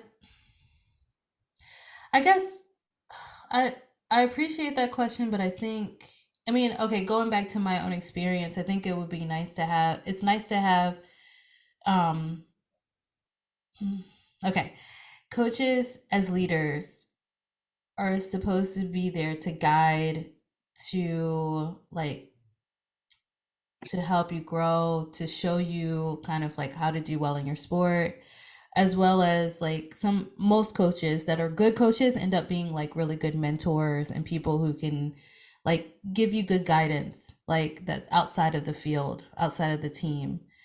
So in some ways I feel like that would be a more affirming, it could be, how about that? It could Okay. be a more affirming situation. But I think when you're in spaces like that, when you're in white spaces, like predominantly white spaces, right? And we're not just talking about like the cultural context of whiteness. We're talking about predominant, you know? Um, there's Everywhere you look, it's also like snow. there's also a level at which everybody who is not white, especially the Black people, are trying to prove themselves in some way, if they have not, if they have decided that assimilation is the way to be. So Yeah. it's not right. always a positive thing, because then there's also could be the opposite thing that happens, which is like more pressure to like be the good kid, to be the good athlete, to be the good whatever, for that coach who's looking more intently at you as an example. You know what I'm saying? So there's like a both and that can happen. Um that Yeah. I think is so, well, I would like to say that would be great. I think I'll let you guys answer, and then can I just give my little older sister wisdom later after you guys answer? I'll just leave my, go ahead. Okay, What are Josh, you? go ahead. No, what you're saying is honestly very true. Like I didn't think of it that way. Of like, you just have extra eyes on you now. Is that kind of pressure in a way? But like to what I mean, I kind of think of it as like, I don't know. I feel like if there were coaches who were black that came out on the team and like there was more of it, like a half staff, I feel like that would, in a way, that could bring more black athletes to that program. Like, you know what I mean? Like me being, I think, for example, for this, like me being at Penridge coaching is a lot of white kids on that team. There are. It's just on the track team. There's a lot of white kids on that team, you know, and like there was like a couple black kids that came out. A lot of them, and then a lot of the other kids who started noticing, like for winter, they were like, you know, they didn't come out, but they were like, "Oh yeah, are you coaching?" I'm like, "Yeah, I'm coaching." And they were like, "Oh, what are you doing sprints?" They were like, "Oh, word, like I'm gonna come out for spring." And now I think there's a couple extra black kids who are coming out this spring, and I was like, I mean, I'm not gonna say I'm the influence, but like, you know, and they were freshmen, so like obviously It's they're going okay from to middle say school. that you are. Well, I'm not, but I'm not saying I'm not. I'm just saying again, you know, I'm just speaking fact. Our freshmen coming in, you know, a lot of freshmen don't know winter track, and that's just truth. But like, at the same time, like they noticed that, you know, they had that. One kid came up to me, he was so comfortable being like, "Are you going to be a coach?" And I was like, "Yeah." He's like, "Ben, I'm coming out for spring." I was like, "Word," and like that gave me a big smile. I did. I was like, "Cool." Like he feels that confidence that, you know, he can, you know, come out to the sport knowing that it's not just, you know, white coaches that are coaching a bunch of the, you know, with a predominantly white team. And so, which was cool. On the flip side, though, I do know that from, you know, now being where I'm at, and, you know, you hear the drama of the teams now that you're outside of the school. One of the coaches who is now a returner was talking, and he talked, and he's black. When he was on the team before, he talked a lot about, not to me, but to other coaches, and other coaches found out about it, that he was being mistreated by the head coach that he was with before, and, you know, getting called pride, pretty much every name in the book behind his back. I don't know about a lot to his face, but I wouldn't put it past it. And, you know, that's also the harm that, you know, that they can go through, which, you know, hopefully it's like, I don't want to turn to like a civil war or like a war, but like if there was more black coaches to back him up and be on the team, you know, it could be more, you know, of a place of backing up. But at the same time, him being by himself, and obviously the other coaches who were white, I don't know how much they stuck up for him or not, but at the same time, it was like, that's the thing too. It's like you have the head coach who's white, and then you have a coach who's just, you know, again, just being there trying to help the boys out. And they're saying all this stuff to him behind his back or even to his face. It's like, that's also what they're going through, which is like, you know, you don't know that when you're an athlete, but then now that when I became the adult and I found that out, I was like, wow, that is just absurd. And I can see Tamika nodding her head, and I'm like, I kind of probably we're going in the territory which she may be thinking about. But yeah, that's like, I guess the positive and the negative of it, where it's like, again, you have that influence. You can bring more black kids to the team to feel like they're in a comfortable position and they can be themselves, and, you know, they can go to a coach that they can relate to and they know who they are. But at the same time, for that coach, not only can they get the abuse from the staff, but abuse from, again, parents and other people who are watching the sport, watching you coach those kids, because they could see you going, like, maybe giving that bias to the black kids, and they're like, he's not talking to my kid because he's not black. And then it's just like, bro, like, you don't get it. Like, you don't get it. Again, yeah, maybe I'm giving some bias, but I also can just relate more to this kid than your kid in a way. And I'm trying as a coach to not put that bias out there to any of the kids at all. Because again, I want the kids to know that they're kids and they have a spot at being great as an athlete. However, I won't lie that where I look at some of the black kids on the team and I'm just like, hey, like, you got, like, do you know where you're at right now? Like, sometimes I have a conversation like, you know where you're at right now? All right, word. Like, do what you got to do. Shine. Like, be you. Keep doing what you're doing. Be who you are. Like, that's where I have those many conversations with them. And I can't really have that with a white kid. So it's like, that's like, again, the duality of it, which kind of sucks in a way. But that's my vision towards that. So Yeah, I mean, y'all covered about all of it today. Damn.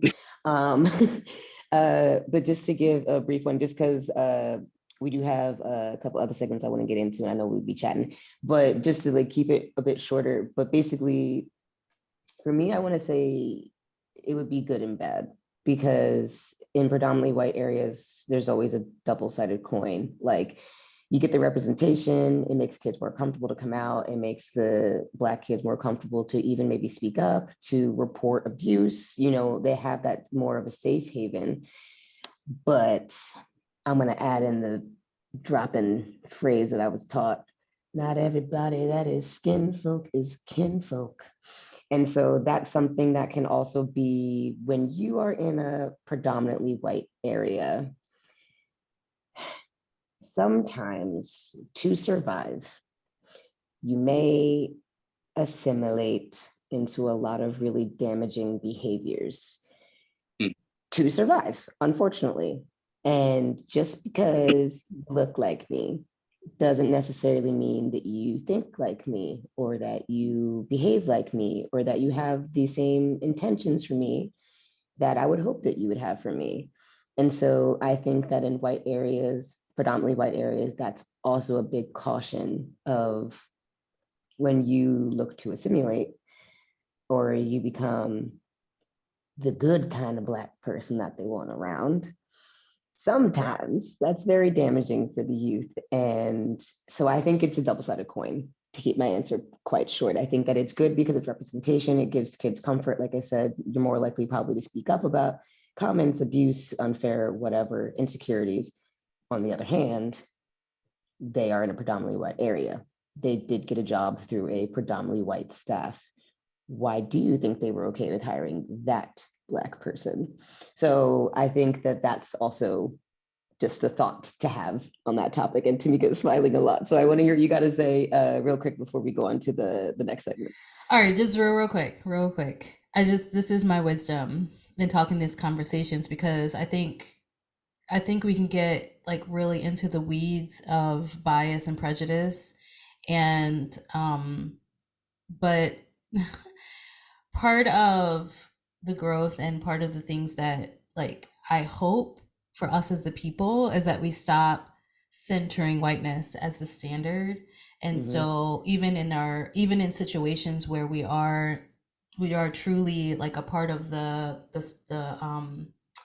smaller percentage, because I don't really like minority as a descriptive, but like of a smaller percentage in the whole of the community, that we have the knowledge and the inward support of ourselves, and we're to not center whiteness as the standard for us, right? And so I think that is the change that needs to happen before anything else. Like, representation is important, but if the standard is just to uphold whiteness or to uphold white supremacy, even if it's not necessarily intentionally, it doesn't do us any good, like no matter what that looks like, right? So that was just my little tidbit of like what's really truly liberation for us. I love that. That's what it is. You're welcome.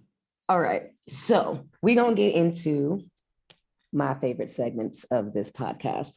Haven't done one yet, so I'm excited to do my first round with y'all. Again, don't be Black about it. We're gonna keep these brief. So it's time for I Wish I Knew That. So Tamika, what is something that you wish that you knew coming up as a Black athlete in a predominantly white area? What I said already. I wish that I knew that the value of myself. I wish I had self-value. Wow. Damn. Self-worth.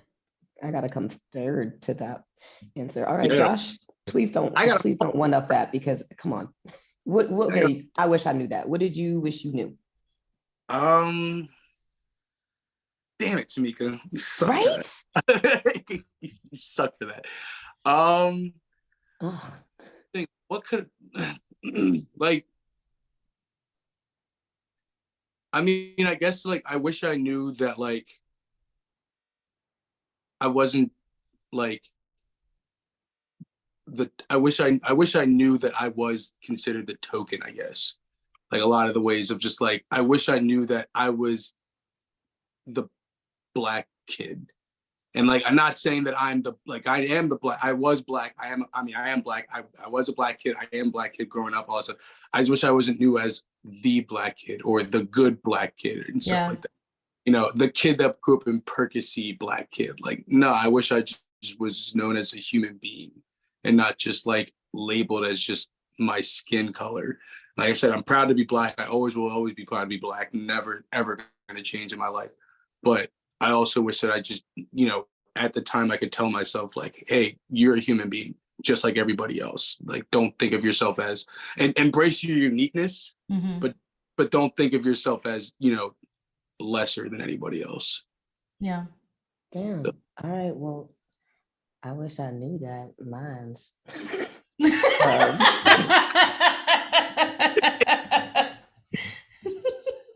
The bar is in heaven right now for these. I wish I knew that. This is the first time. I got several episodes left, y'all. Like, we need to be getting to the countries that I put in. I wish I knew that. I wish I knew that I was allowed to call races out for being racist. Yeah. And that's okay. I wish I knew that it was okay to do that. Yeah. That's mine, because it's okay and they're wrong and they're racist. Okay. Next one. Trust me on this one. All right. So Tamika, what is a life hack that you wish that you could give to your younger athletic self as an athlete? Trust me on this one. A life hack? Mm-hmm. Probably to really embrace joy and have fun. What? No, I'm upset because it's so good. Wow. Well, I mean, I was really true, miserable. I was so miserable. And some of it's teenage angst, some of it's just growing up. But like, I really did not I did not have a lot of joy in the things that I was doing, and really enjoyed just being able to be in the body that I have, you know? Yeah. She's right.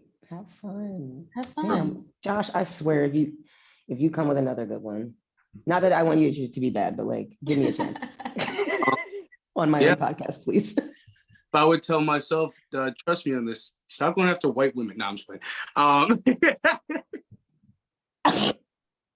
But it's true though.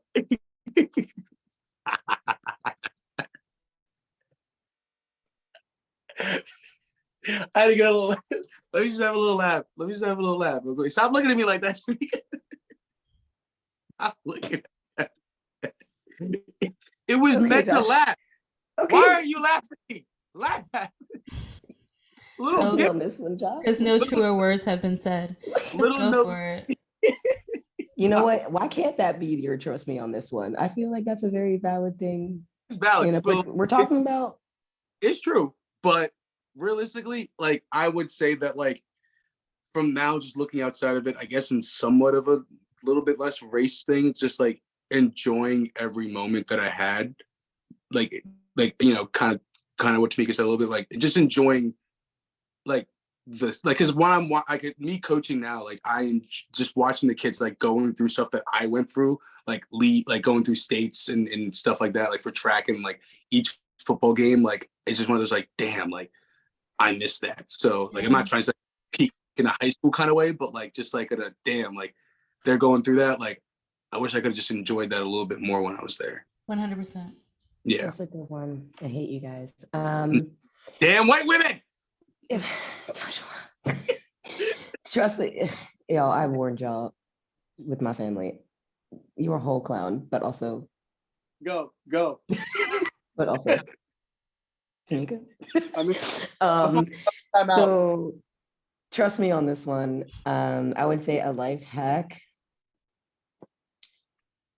Believe in yourself, bitch. Like, wow, the amount of times that I second guessed my own talent, my own abilities, my own everything because of the unrealistic standards and judgments and all of that was put on me as a Black athlete. Just trust yourself. Like, you're good enough. You have always been good enough. And this is also me speaking to my grown Natalia self as well. Like, you're good enough. You made it here for a reason. And we all made it to where we did for a reason. We've got our names in record books in some schools somewhere. We've got our names on somebody's stand, you know what I mean? Like we've made a difference in sports to other people and we probably don't even know it just because we were good enough. So that's my hack. All right, that Also, wraps can up. we use gentle words with our younger selves? Can we stop calling ourselves bitches? I love you. Sorry, It's okay. that's sorry. That's my I I know use it that is. I term know, I know, I very know. loosely, I and I need to know. stop. I know. No, But also, we just you're need right. to be gentle to our younger selves. They still exist within us, and even though we're Yeah. just saying this hypothetically, you can still honestly say that Oh to yeah, I would yourself. never call a child. Just disclaimer. I would I never call know, a child. love. That's not what I I meant. know. That's not No, what I but you're meant. right. No, but you're right though. You're right though. It's The confirmed. message It's is through. confirmed. All I right. mean, look. I mean, So I was a little sensitive, little whiny boy. I won't lie. I No, you was. weren't, Josh. Yes, No, I you can weren't. admit. Well, okay. Look. No.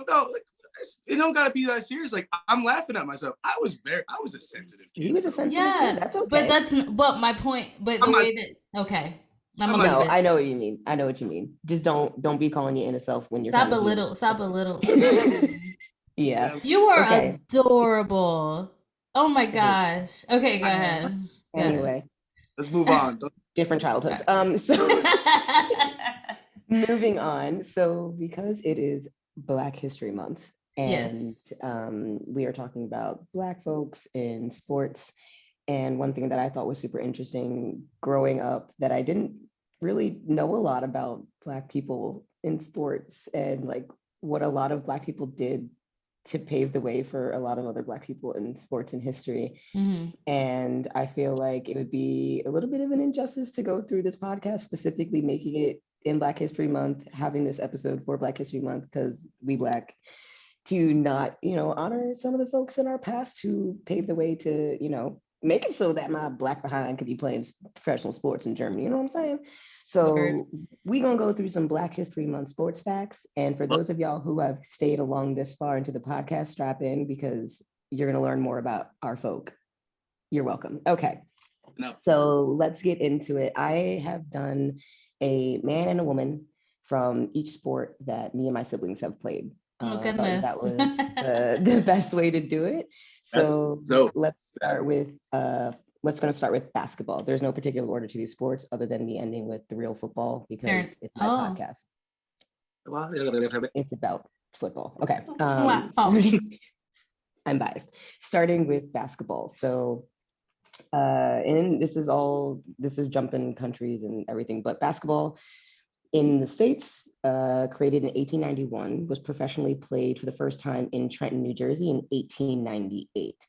It was not until 1902 that the first African American played in an organized white league. It's a lot of years. Mhm. All right, so we're going to get into our first guy, Henry Bucky Lou. So he was the first Black man to play pro for Lowell of New England Basketball League in 1902.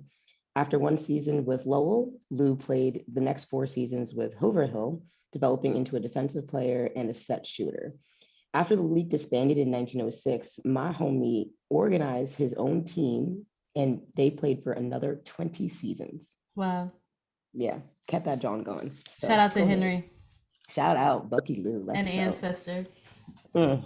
All right. So basketball for women. So shocker, gender discrimination played a huge role in women's participation. it did. Made it really hard for us to start. Okay. Mm. And so it wasn't until 1931 that two of the earliest all-Black, all-female clubs were created. One of them was the Philadelphia Tribune Girls. Go Birds. Billy. Let's go, Philly. And the other one was the Chicago Romas. So the Chicago Romas never lost a game against men or women for over 6 years. Word. Just letting y'all know. This leads us into the woman that I chose for the women's side, Lynette Woodard. So she was the first woman to play for the Harlem Globetrotters in 1985.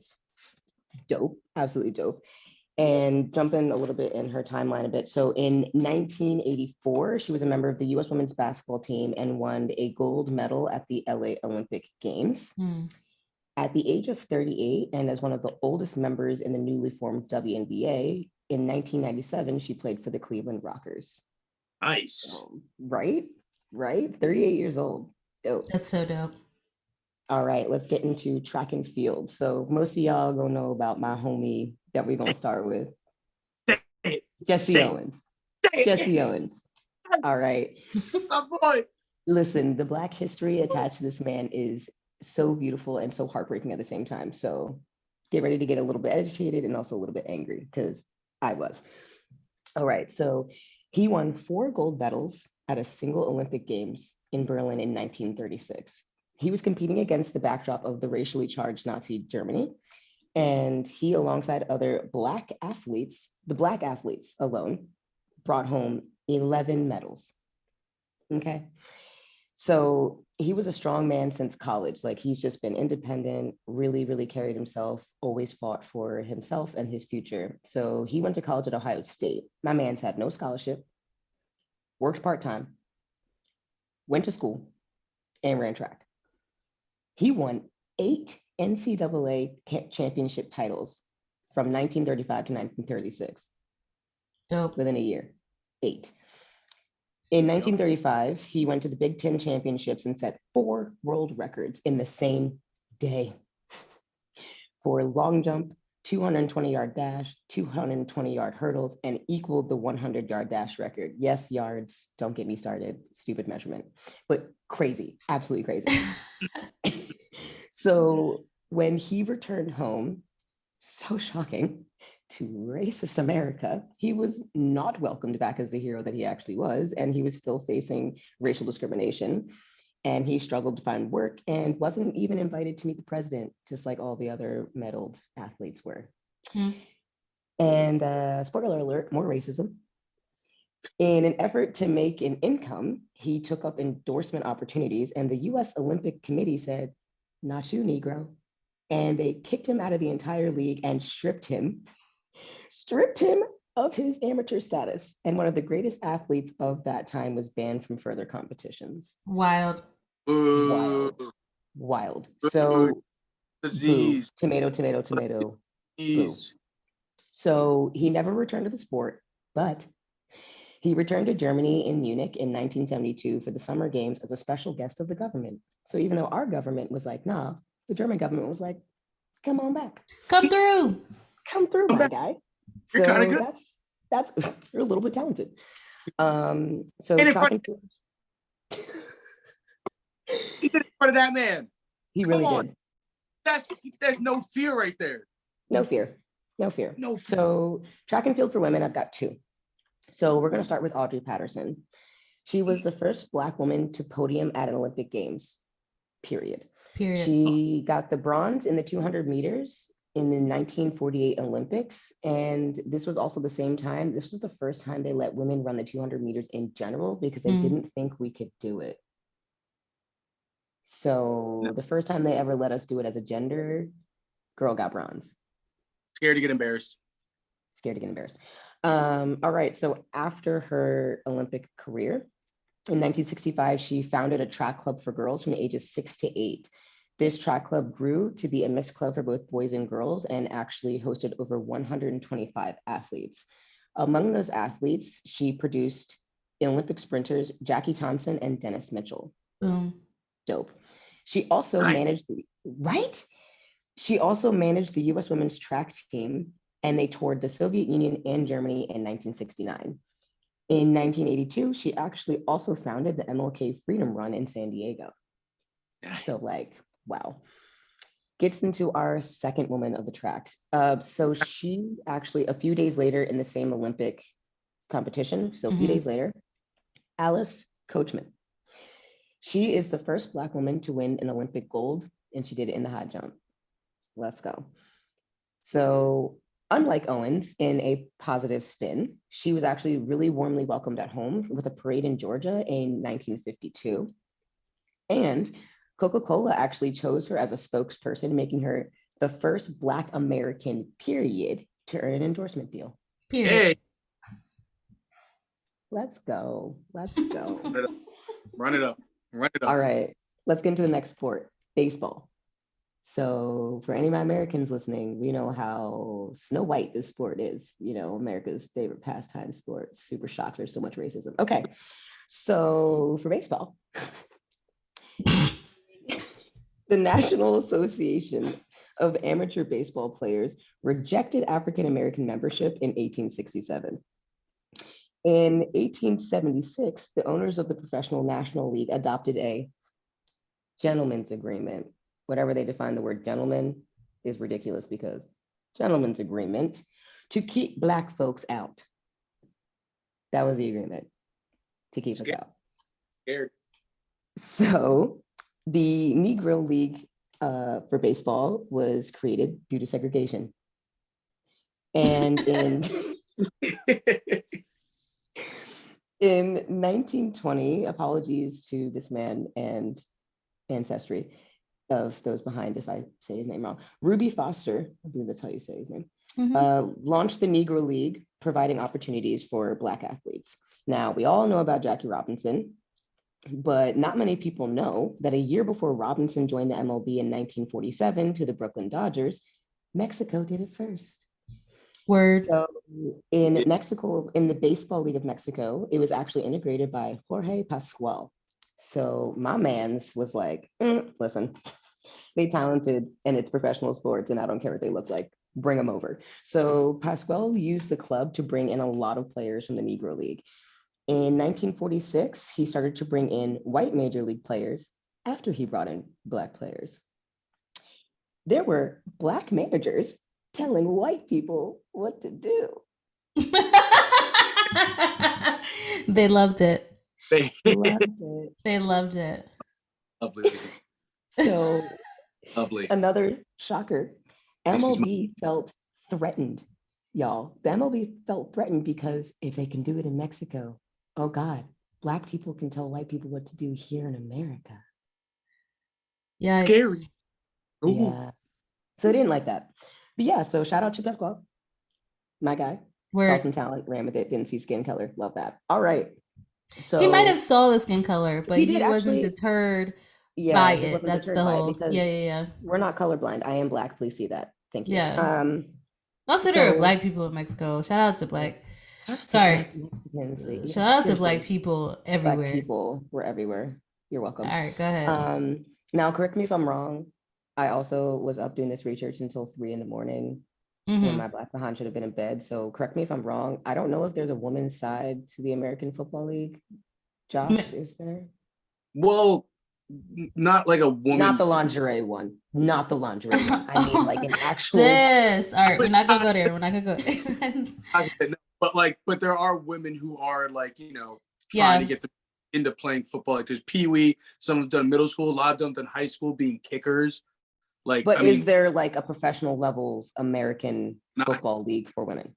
As far as not yet, or at least if it's in a way being endorsed by like NFL or at least any other pro league, I don't think so. But there might be, but it's obviously not talked about a lot. Okay. All right. So someone, as in Tamika, because I can already see your phone screen lighting up, do some research on that while I get into the facts. All right. So for the American Football League, currently Black players make up 2/3 of the NFL. Oops. Just dropping that stat in there. Okay. You want to know how many Black people own shit in the NFL? Okay. All right. So in pro football, I'm going to talk about Charles W. Folis, aka the Black Cyclone. So he played for the Shelby Blues of Ohio League from 1902 to 1906. In 1904, he signed a contract with Shelby, making him the first Black player contracted to play pro football. In 1904, he helped lead the Blues to an 8-1-1 record. Dope. Winning season. All right. Let's get into the next sport. So we've got karate. Tamika. Oh. We do have a Women's Football Alliance. Okay. Is it like contact flag? Is it? Yeah, no, it's women's tackle football. Nice. And they have the pro, Division 2 and Division 3. Wow, love that. Sorry for my so sleep deprived lack of No, it's research. cool. I actually think that's important. Like the fact that you didn't know that is probably because it's not It's um not. televised and shared Yeah, more like that's what I in was trying to say. within our Like, nation. Yeah, it's definitely endorsed or anything by the NFL. Like they're not right. giving their mind to Right. So Love you wouldn't have necessarily it. known No, that if you didn't Google it Okay. and it didn't come. So I'm just trying to tell you, I Mm. wouldn't, you're welcome. Okay, because I really feel guilty for a second. Okay. Well, now that we know that, shout out to women because we can do anything. All right. Let's go to the next sport, karate. And I chose my dad to talk about this one, mainly just because I don't hear a lot about Black folks in the sport in general. And also, it's just really close to me that I know that my dad went far in the sport. So I chose my dad. Um, so he was on the national karate team, the US national karate team from 1994 to 1995. And then I was born, and I'm so sorry I ruined it. All right. So, Well, wait. Okay, I think it's important because karate is there's many forms in. Can I just say that he's yes, in yes, specify. Shotokan karate was the form in which he practiced and was good at. Thank you. You're welcome. I'm here for the fact checking because I'm all about learning. Okay. So he was the only Black man in his weight class. In the team pool, he got pulled up for the smaller matches and the tournaments. He was ranked third in his pool. He said that the teams were actually quite diverse in the weight class, with several men of Japanese ethnicity within his weight class. So it wasn't just whitewashed, which is pretty nice. Um, and he got to two international tournaments, one in Curacao and one in Greece. The tournament in Greece, he won two medals, one bronze in his individual and silver for the team. He said that he never really had the feeling that there was any bias against him or other Black men, just because there weren't really a lot of them. He said it's kind of like a comparison. So for Black folk, a sport that we like to say it's just really expensive and whitewashed. So he's compared it to being like tennis, where it's a really underrated, expensive sport to do. So if you in the hood, you was either clowned for it or you was uplifted for it because it was a productive way to use your fighting energy, you know. Um, and in the suburbs, couldn't afford it because Lord, move on. Anyway, so for karate for the women's side, I chose my sister Tamika. She's gonna hate me. All right. Ridiculous. I know you saw it coming. So my sister, I'm about to brag about her for a minute, strap in. Oh, So goodness. she let's was hear it. on, let's get it. She was on the junior national team in 95, and it was around her freshman year. She went to Budapest. Y'all, I just need y'all to understand how much she downplayed this. I knew she went to Budapest for karate. I didn't know that she went to Budapest for the Junior World Cup. She's too Okay, humble. Stop being too humble. Tell us everything. Brag that's about what I'm yourself. saying. That's what I'm Don't saying. make it up. I had to drag these out of her, Josh. Like I had to drag these facts out of her today or yesterday, whenever I did it, drag them out of her. Anyway, so she won her match in the team fighting. So how team fighting works, this is what my dad told me. Like I said, I stopped karate very early, so I don't really know much about it. But in team fighting, there's about five folks. 3 out of the 5 win, your team wins, right? So majority, blah, blah, blah. So she won her fight. She did her part. Where was the rest of y'all? Just playing. I'm just playing. Y'all are all talented athletes. Don't come for them. Also, I'm playing. I'm playing. I also didn't do. Okay, keep going. Keep Yeah, going. I'm gonna keep going. You don't Yeah. actually get to talk in this segment. Oh, Hey, mute your mic. So Mute your yeah, mic. mute yourself actually. Thanks. It's Mika, mute your not your mic. time to talk. This is my podcast. Okay. There you go. All right, go ahead. So she then came home, and about a year later, after this time in the Junior World Cup in Budapest as a freshman in high school, You did that? right, in a local tournament, she beat the US lightweight national team member, grown ass woman. She then only lost by 1 point to the lightweight national team member, grown ass woman, as a junior fighter. And she got third place at nationals in the US at her age/weight class. And the only girls to beat her were the two girls that just so happened to come back from the Junior World Championships. So she lost to champs, and that's it. But grown woman couldn't even stop her, y'all. I think y'all don't understand that we are still scared of our sister. She's a champ. Like I'm telling you, if something goes down, I would literally put the fight on pause and wait for her to catch a flight to come to Germany to be my +1 in a fight. She's scary. She's scary. We love you, So but It's fair. it's fair. It's fair. Like, she's dope and super talented and can fight. So like, please don't mess with her. All right, moving on before she can change any facts about herself. We're gonna get into baseball about women. So baseball about women, because I went out of order, super sorry. So baseball about women, we're going to talk about Toni Stone. Her full name is, again, if I get her name wrong, I'm so sorry. Anybody in her family, if you ever hear this, I don't know why you would, please correct me. Marcenia Lyle Stone. So she's the first woman to play big league baseball in the Negro League, obviously. She played on a semi-pro team as a teenager locally. She played for the Twin City Colored Giants. First of all, guys, let me tell you, these names of these teams have sent me. So she played for the Twin City Colored Giants as a second baseman. She also played for the Peninsula Baseball League in San Francisco for the Sea Lions and the New Orleans Creoles in the Negro Southern League. She then signed with the Indianapolis Clowns of the Negro League in America. And in 1953, she actually took the spot of Hank Aaron. So after Hank Aaron got signed out of that team, she took a spot. So she's pretty badass. Right? So Sydney Pollack tried to get her to wear a skirt, and she said, hell no, I'm going to wear the same uniform as the men. That's crazy. And she played in 50 games. I know nothing about baseball, but I'm pretty sure this average is good. She had a batting average of .243.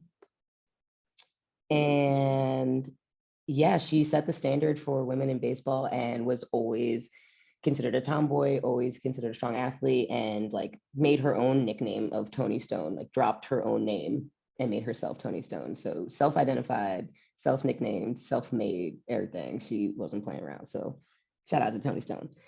All right, let's get into some lacrosse. So Albert F. Lewis is the first known Black lacrosse player as a goalie for Cornwall Club and the Canadian national team. Founder Joe Lawley named Lewis his all-time Canadian team, and his name can actually be found in the MTL Gazette article from 1888. And unfortunately, that's all the information that I could find on Google about this man, but broke barriers.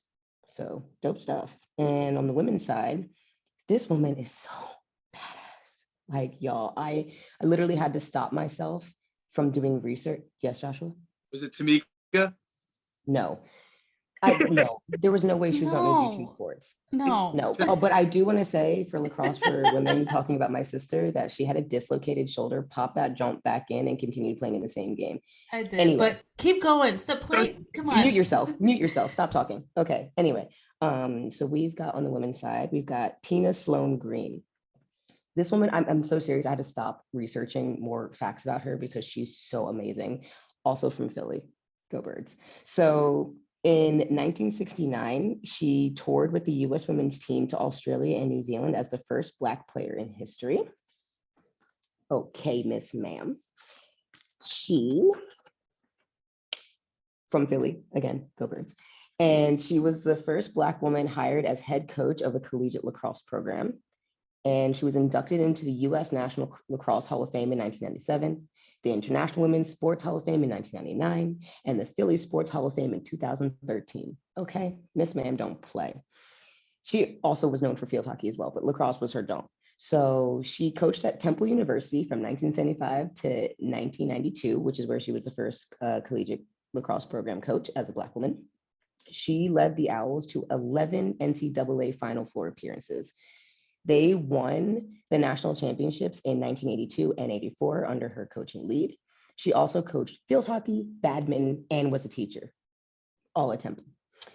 She co-founded the Black Women in Sports Foundation with Alpha Alexander, Nikki Frank, and Linda Green in 1992. Here's the best. I had to stop the facts after this because this is like Mic drop. After recovering from a brain tumor surgery in 2021, at the age of 77, a whole year later, she came out of retirement to create avenues for inner city kids to receive opportunities in non-traditional sports. So, that's what everyone does when they come out of brain tumor surgery. They come out of retirement and change people's lives. So last sport, because it's my favorite and the best, and it's my podcast about football. So the real football, we're going to get into a man named Andrew Watson. This man's dope. So Andrew Watson was considered the world's first Black player to play football at an international level. You need to listen to these times in history and then really let it sink in what these facts are. The late 1800s, so a lot of Black folk were fighting for, attaining civil rights. And my man's is flying overseas. And according to Jed O'Brien of the Scottish Football Museum, Watson was born in Guyana, moved to England, and began a career with the Maxwell FC in Scotland. Then he moved to Park Grove in 1874 at the age of 18. After 6 years of playing wingback for Park Grove, flourished at it, he moved to one of Scotland's premier clubs, Queen's Park FC. He continued to be a star at Queen's Park FC, was selected to play for Scotland's Cup Series versus England and Wales, and was selected as the team captain. Black man, late 1800s. He was regarded as one of Britain's best players at the time, and his career was over 20 years, and he finished in 1892. Wild. So now we're going to get into the last Black history fact, the women's side of football. Oof, I could go on for days about this woman. Okay, days. We're going to talk about Brianna Scurry, y'all. Brianna Scurry is like, amazing. So she was the first African-American women's football player in the Hall of Fame. She was inducted August 3rd, 2017. She fought for her team to get paid because, shocker, women weren't getting paid to play football at the highest level. Gender discrimination. Okay. Page wake up. Okay. Still fighting for equal pay. All right. So she was nicknamed Jackie Robinson of football. Like, wow.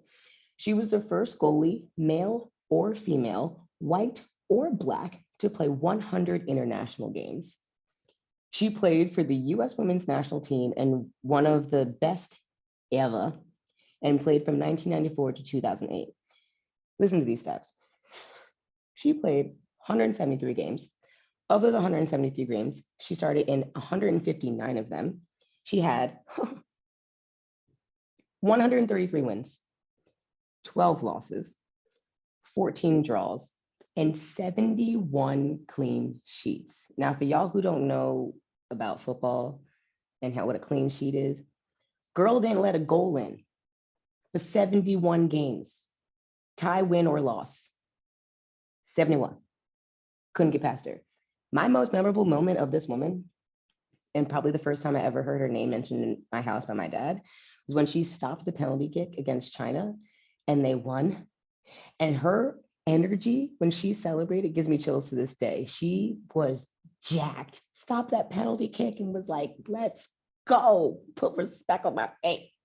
Y'all, it's my girl. Okay, anyway, so she retired in 2010 after a career-ending concussion. So this concussion actually inspired her to gain interest in traumatic brain injury research. And she's done a lot of work to bring attention to really what can be considered a silent killer, career ender, life-altering condition, because very, very undermined for the sake of gotta let them play. So she's done a really good job of bringing a lot of attention to it since 2010. So we've been talking about it. Believe Black women. All right. So she inspired many young girls, especially African-American girls, me included. And she encouraged the US Soccer Federation to introduce football to underprivileged neighborhoods. She's also an openly gay Black woman who is married to Lord, so sorry if I get this woman's name wrong, Krista Zizos. I'm so sorry if I got your name wrong. That's her wife. And I got a quote by her that I want to end these facts on because it's something that I need to read to myself every day. Probably should put it on my wall. A champion is someone who does not settle for the day's practice, that day's competition, that day's performance. They are always striving to be better. They don't live in the past. Brianna Scurry, everybody. Black History Month sports facts, y'all. Shout out. Shout Shout out to all the out. Black people. Shout out. Who are you rooting for? Everybody Black. Everybody Black. Shout out to all All the right, dark, y'all. all the black. So, everybody Black. Shout out. Shout out. So anybody who's got questions, who's got reviews, comments, my DMs are open. Both of my Instagram handles are put in the comments and the information below of each podcast always. So I've got my personal Instagram on there, and Pinky, my Instagram page for this Foreigner Footy Files, my Twitter, Natalia Ninkney, my email. Yeah, I know. My email, nataliapinkney@surfland.com, which I will be changing. So when that is updated, I will let y'all know. But please review and rate. I'm only going to get better if I get honest feedback. Let me know what y'all think about it. Rate it. The only answer is 5 stars. I'm just kidding. Be honest, but seriously, 5 stars. But yeah, thank you for listening and joining us and tuning in with my crazy siblings and I. This was a long episode, but I promise if you made it to the end, it was absolutely worth it. I really wanted this episode to be done in Black history, the way it was done, very raw and honest, regardless of the length, because I really think it's something that needs to be heard. And I'm really proud of my siblings and wanted them to be able to brag a little bit about how good they are at sports because they're dope. And it's just nice to hear their perspective from different ages, different generations, different genders of our experiences growing up. Because to be honest, y'all, we're really close, but we really don't talk about this stuff a lot. We don't, yeah. You know, it was honestly, this was probably the first time we've ever delved deep into like these experiences for ourselves. It's true. You know? It's true. I have a little bit of trauma on the way, but yeah. But yeah, thank you so much. Also featuring my lovely Aunt Faye, the 3 degrees. Right in the middle. Right in the middle there. That's the one. So I am going to be doing video for this one.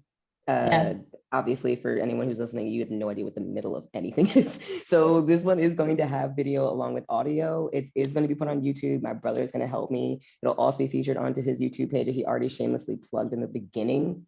And I'm not ashamed of it. So don't be. So this is going to be a visual as well as audio. Currently right now, the audio is available on Spotify. It's available on Apple Podcasts. It's available on Amazon Music. I tried for iHeartRadio, but it's only available in the States.